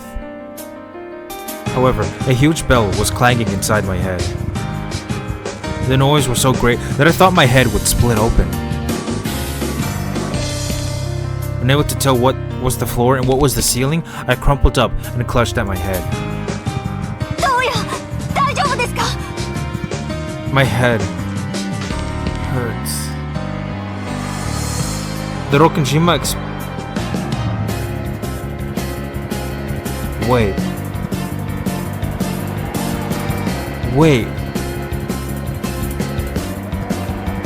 What if this is someone from the family? This person is someone from the family, so someone did survive! The Rokkenjima explosion accident! The many disquieting rumors surrounding it. The scheming of the relatives after Ushiromiya Kinzo's vast wealth and the hidden gold. What if this is Sayo? And the truth? Ushiromiya Eva, the sole survivor, said nothing. Eventually, the granddaughter, Ushiromiya Ange, who escaped harm because she was absent on that day, would inherit everything. Ange, Ushiromiya Ange, I am Ushiromiya. No good, my head is splitting. I don't think this is Ange. I mean, first of all, she jumped out of...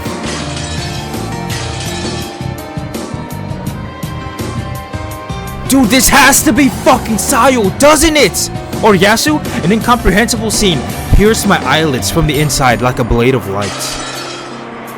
Rosa? Shit, we're seeing everyone. Just what am I looking at? You're remembering everything? Who are these people calling to me, but not by the name Tohya? So it's none of these that we're looking at so far?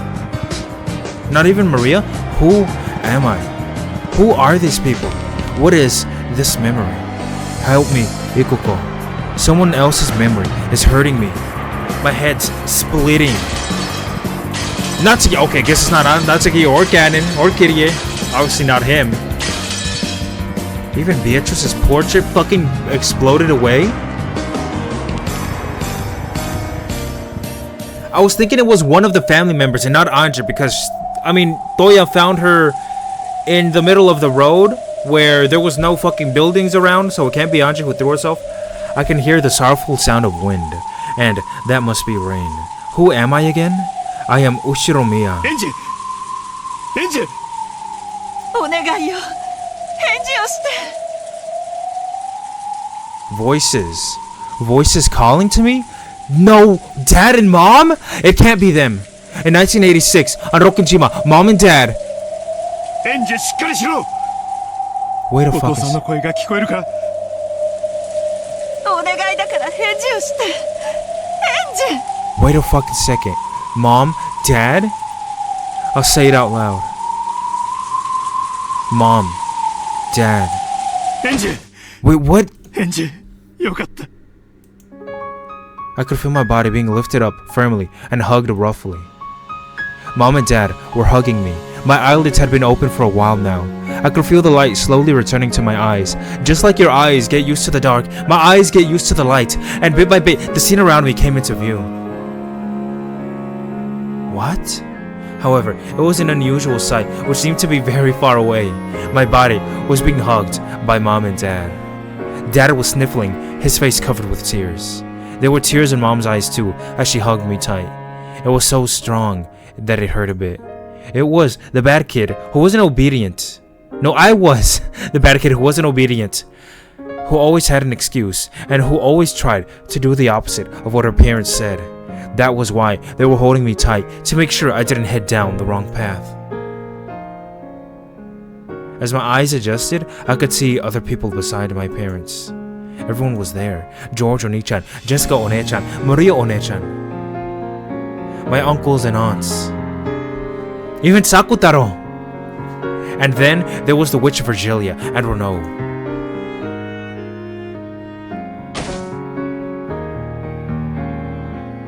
There she is. そなたは幸運だった。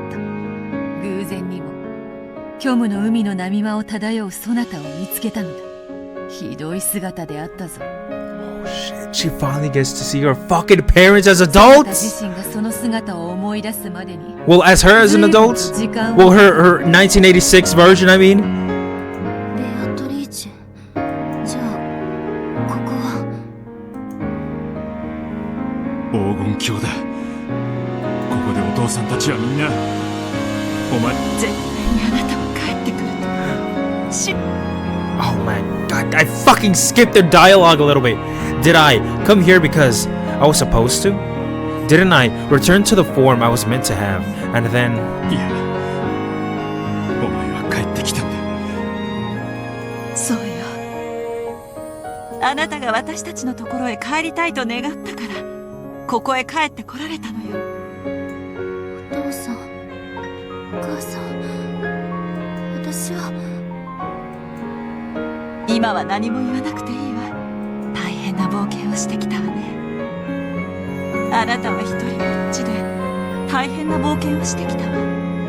これで分かっただろう。もう忘れないだろう。 I understand, Dad. ここがお前の帰るべきところだってことだ。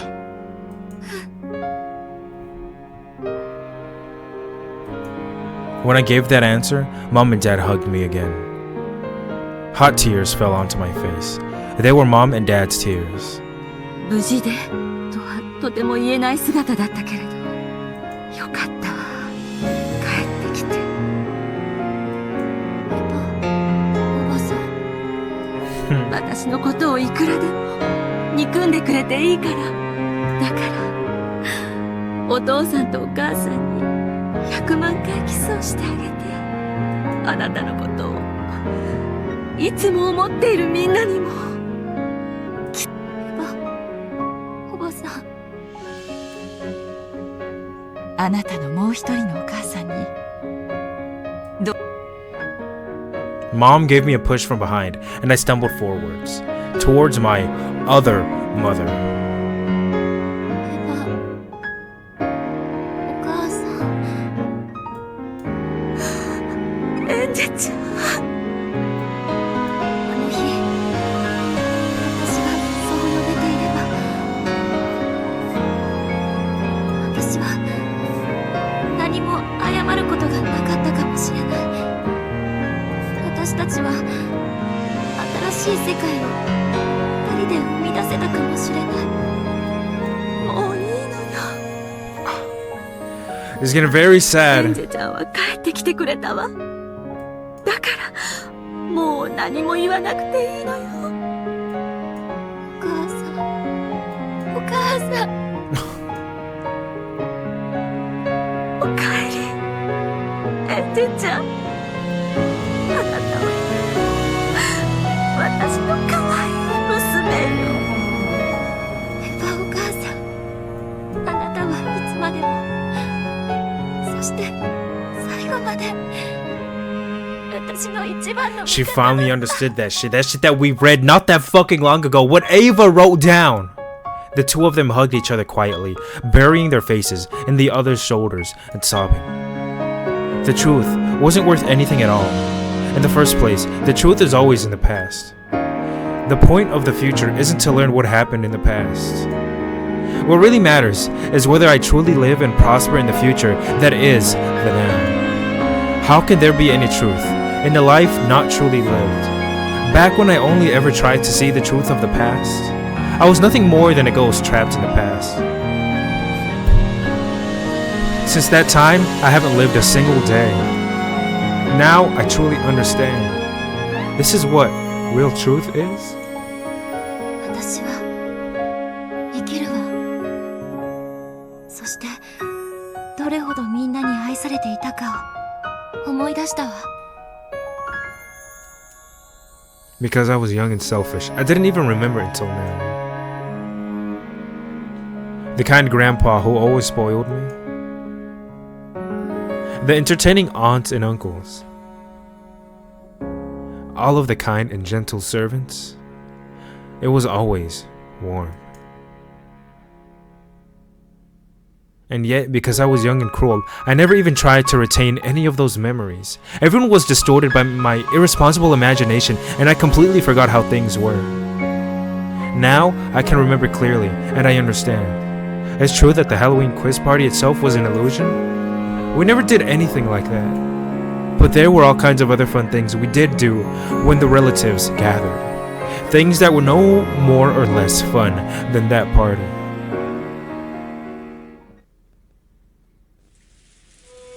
Then, for the first time since the start of the game, I went up to each and every one of them to greet them, thank them, and apologize. To thank Grandpa for always pampering me. To thank my aunts and uncles. To thank the cousins for always playing with me even though I was so selfish. And to thank the creatures of fantasy and apologize to them. I think I said something horrible to Sakutaro once in the past. You did, I remember that. And to Maria One-chan too. And she got really fucking pissed at you. マリアお姉ちゃんは本当の魔女だったんだわ。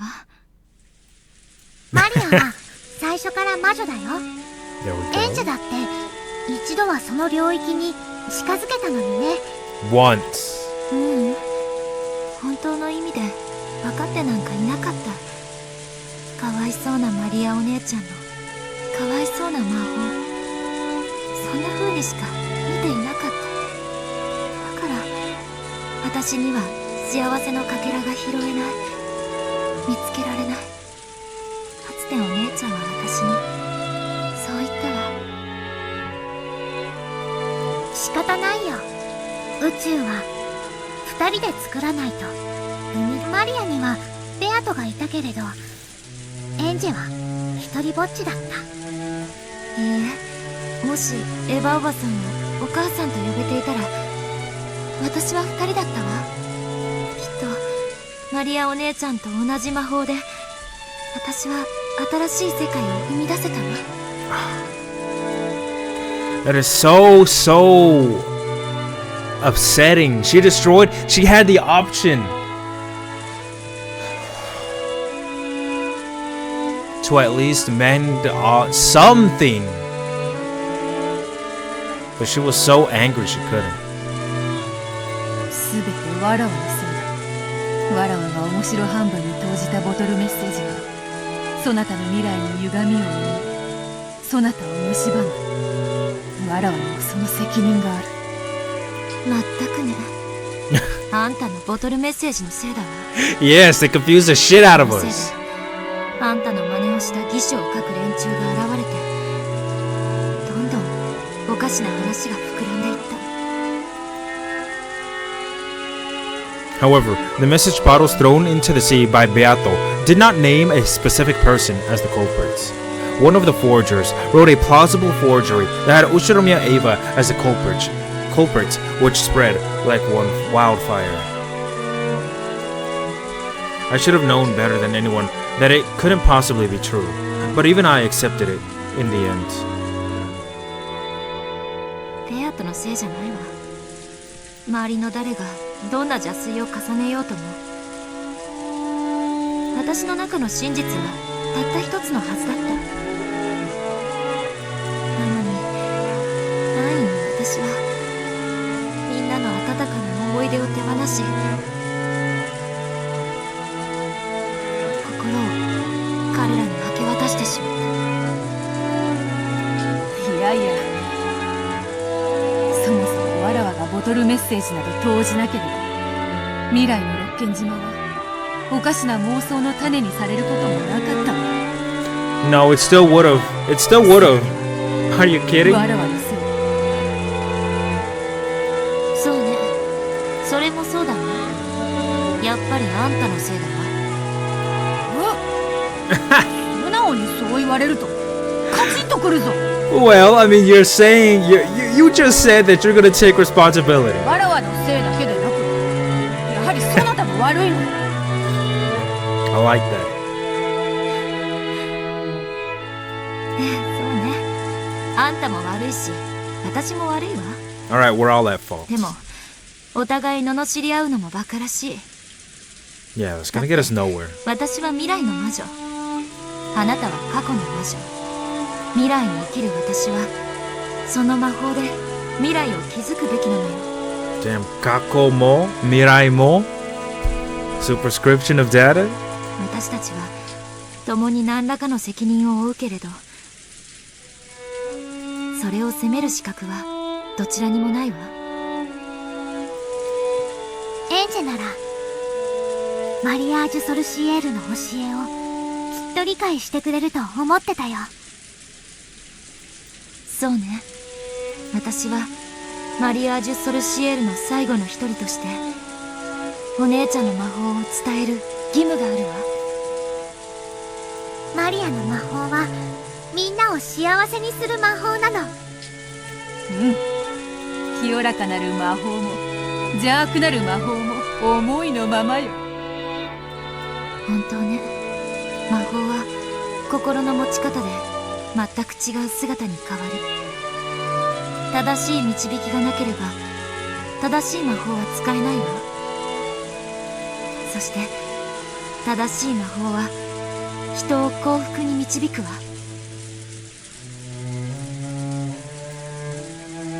素晴らしいことです。人を幸せにすることこそが魔女が魔法を振るう唯一の理由なのです。 I remember when Virgilia said that originally. I think it was episode 2. 我らが無限の魔女の系譜の最後の魔女に伝えることができて私は嬉しいですよ。悪かったな、全然伝えてなくてよ。未来の魔女エンジェ・ベアトリーチェ、マリアージュ・ソルシエールは今こそあなたの著名を解く。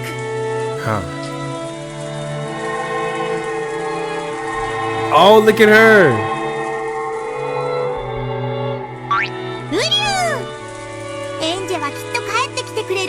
信じてたよ。おめでとうございます、エンジ様。 Oh, Mammon. Yes, I forgot. No, I didn't forgot. Where was she? あなたたちと共に旅をした日に、私は一度は理解をしたつもりでいたのに。ごめんね、本当にごめんね。魔女は二人でなければ宇宙を生み出せない。未来のそなたは一人だ。本当に大丈夫か？ええ、大丈夫。私はもう一人じゃないもの。私は生きるわ。みんなと一緒に。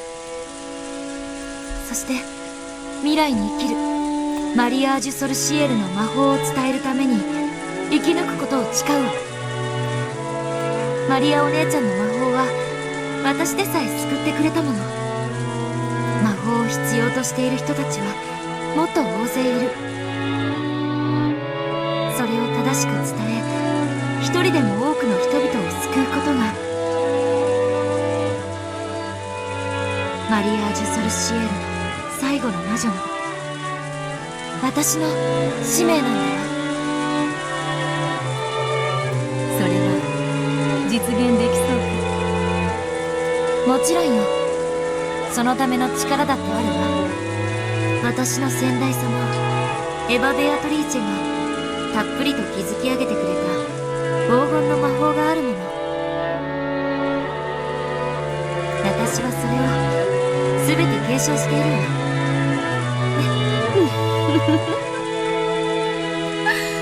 私がもう少し健康で長生きできてたら全部使い切っちゃうつもりだったんだけどね。Giggle. I would laugh, but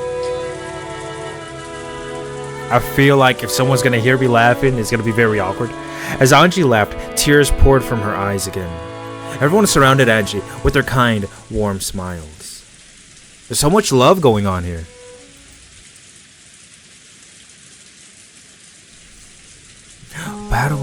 Battler stood alone in the rose garden maze, letting the rain quietly fall on him. After searching for some time, Angie found him. You gonna apologize? Oh, Battler. Bitch. Angie, who was feeling guilty, sensed danger in her brother's expression, yes. So, she thought he was going to hit her? She shut her eyes tight. However, her brother touched her softly. He patted her head gently. な、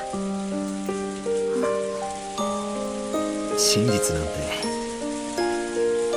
大したもんじゃなかっただろ。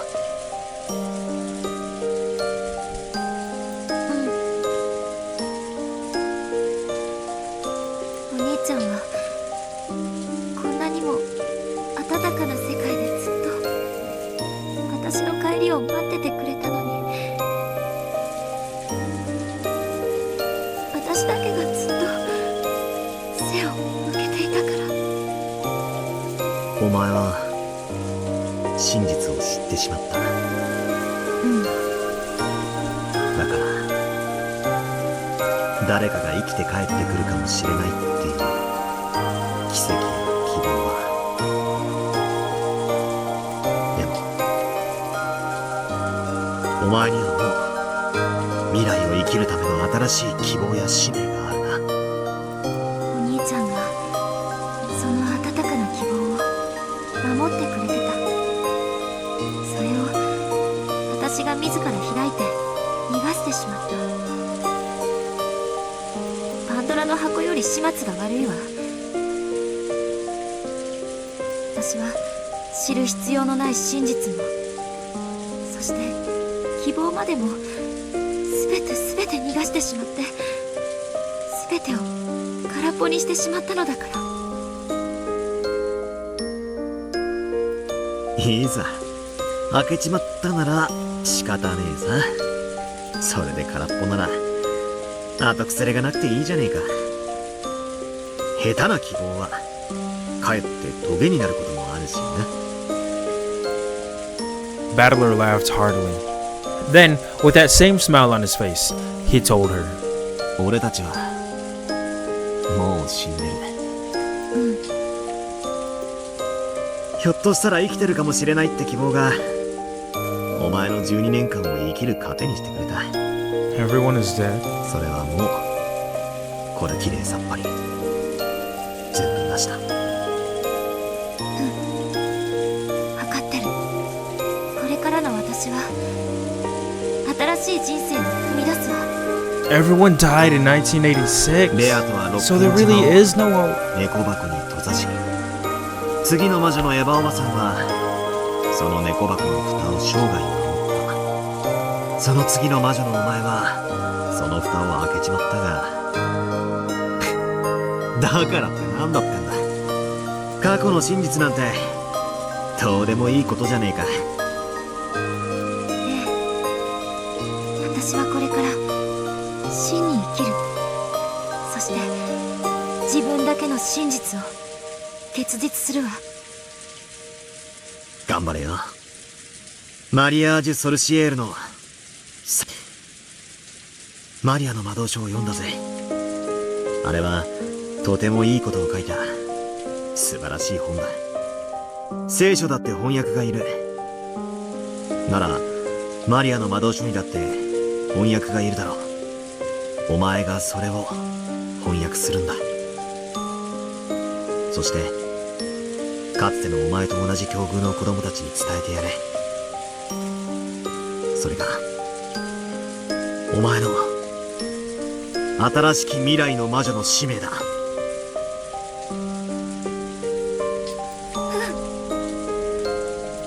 俺はいない。でもお前の後ろにいつだっていて見守る。知ってるわ。お兄ちゃんだけじゃないわ。みんなも一緒よ。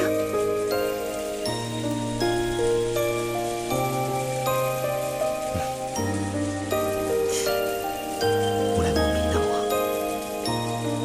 ずっとずっと永遠にお前を愛してる。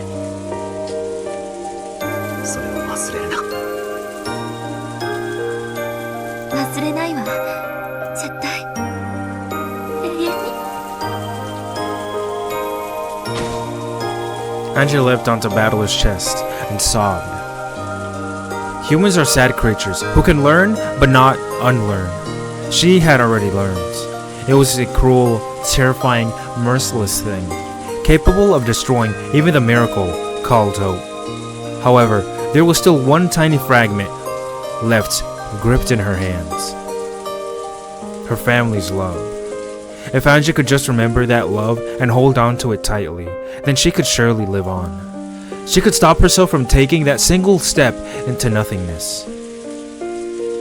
それに六軒島の猫箱はまだ完全に開かれたわけじゃない。お前が中身を覗いちまっただけの話だ。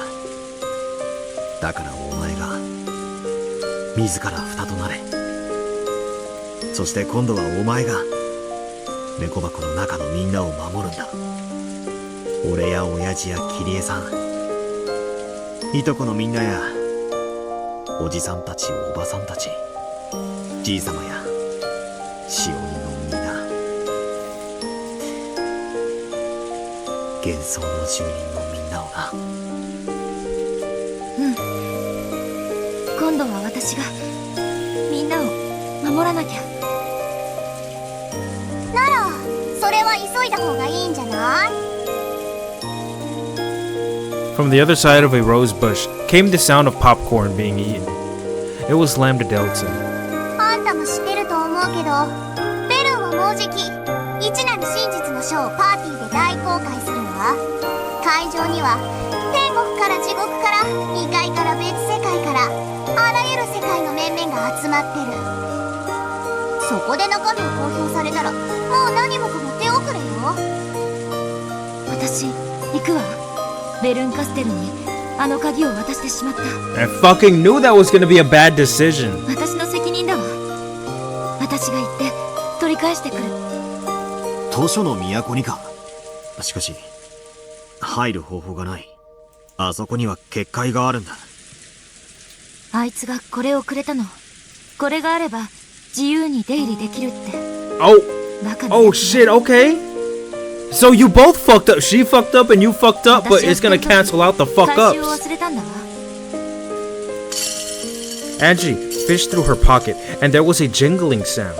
It was a bell with a blue ribbon tied to it. それよ。 A bell with a blue ribbon? 招待状と引き換えに渡される図書の都の臨時入館証。それがあればとりあえず一人は図書の都に乗り込めるわね。 Fuck it, they're gonna have to let a guest in. かけらの海を誰かが送ってくれればの話だけど。ラムダデルタ、私を図書の都に連れてって。エンジ。She's really gonna do it? それが私の責任の取り方だわ。私が一なる真実の書の公開を食い止める。The hell? 本気で言ってんの？あそこは化け物中の化け物の服までよ。ベルンの庇護を失ったあんたなんてハイ以下のハムシ扱い。ベチッと叩いて潰されておしまいよ。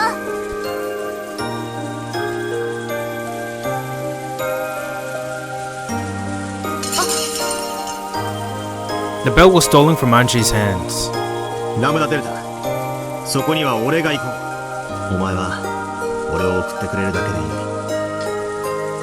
い。どうせ俺は猫箱の中にしか存在できない虚無だが、エンジは未来に生きなくちゃならない。そしてお前だって未来ある存在だ。だから俺が行く。俺には何も失うものなんてないんだからな。いいえ、これは私の責任。そして私のけじめ。私が自らの手でやらなきゃ未来は何も変わらない。そして未来の猫箱を何も救えない。 Angie tried to snatch the bell from Battler's hand, but Battler had no intention of giving it up. The two of them were grimly serious, but from their sidelines, it looked just like an ordinary squabble between two close siblings. Lambda Delta watched the conversation and shrugged. If she just had to take either one of them to the city of books, she wouldn't have to make any enemies, and there was no risk to her. All she cared about was which one would make the story more interesting. Nothing else. But then, she finally noticed. ストップ！あんたたち、ちょっとストップ！ストップ！何よ！後にしてよ！今兄弟で大切な話をしてるんだ。まずあんたたち、その組み合ってる手を解きなさい。鈴はバトラが持ってるのね。バトラ、跳ねてみて。跳ねる？こうか。Jingle jingle. 次、エンジェ、跳ねてみて。なんで私まで？ What is she doing? Jingle jingle. So they both jingle when they jump? どうして？ If Battle was holding the bell, where did that sound come from? As she hurriedly searched through her pockets. When she did, another blue ribbon bell came out from a different pocket than the first one. これと同じ鈴だ。 She has multiple? そんな、どうして2つ？私は1つしかもらわなかったわよ。どうしてかなんか知らないわ。でもとにかくあんたは図書の都に入れる鈴を2つ持っている。よってあんたたちの仲睦まじいやりとりをこれ以上見ている必要がなくなったわけ。 Obviously, someone planted that shit on her. The pair of them gripped their bells and looked at each other. 最初から今回のゲームはあんたたち2人のものだわ。ただ対決するプレイヤーには若干の変更があった。 What if Burn did it? あんたたち2人が競い合うゲームじゃない。猫箱をめぐって蓋を閉ざそうとするバトラとエンジェとそれを開こうとするベルンとの戦いだわ。 The game isn't a competition between you two. It's a fight over the cat box, with you two who want to close the lid, and Burn who wants to open エンジェ it. はベルン側からバトラ側にチームを変更した。それだけの話。ラムダデルタ、俺たち図書の都へ連れて行ってくれ。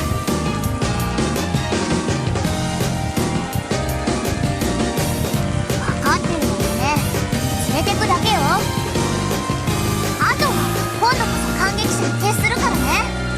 Okay. たちが図書の都で何をどう戦ってどうベルンのコテンパンにされるかをじっくりたっぷり間近で感激してるだけだからね。アムロデルタ、ありがとう。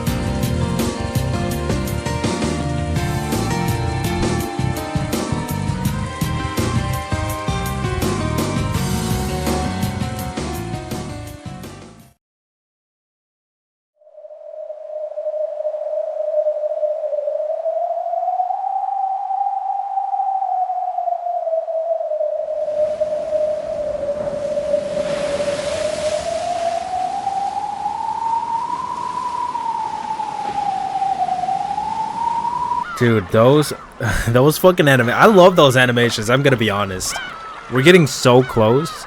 Angie finally learned what Battle was trying to tell her. I mean, she already learned what was in the cat box though, right? No one survived except for Ava. She's the only one who survived, which I think is more than enough. Right, I'm fine with that. I'm fine with knowing that. I have so many trophies that I haven't, like, look at all that.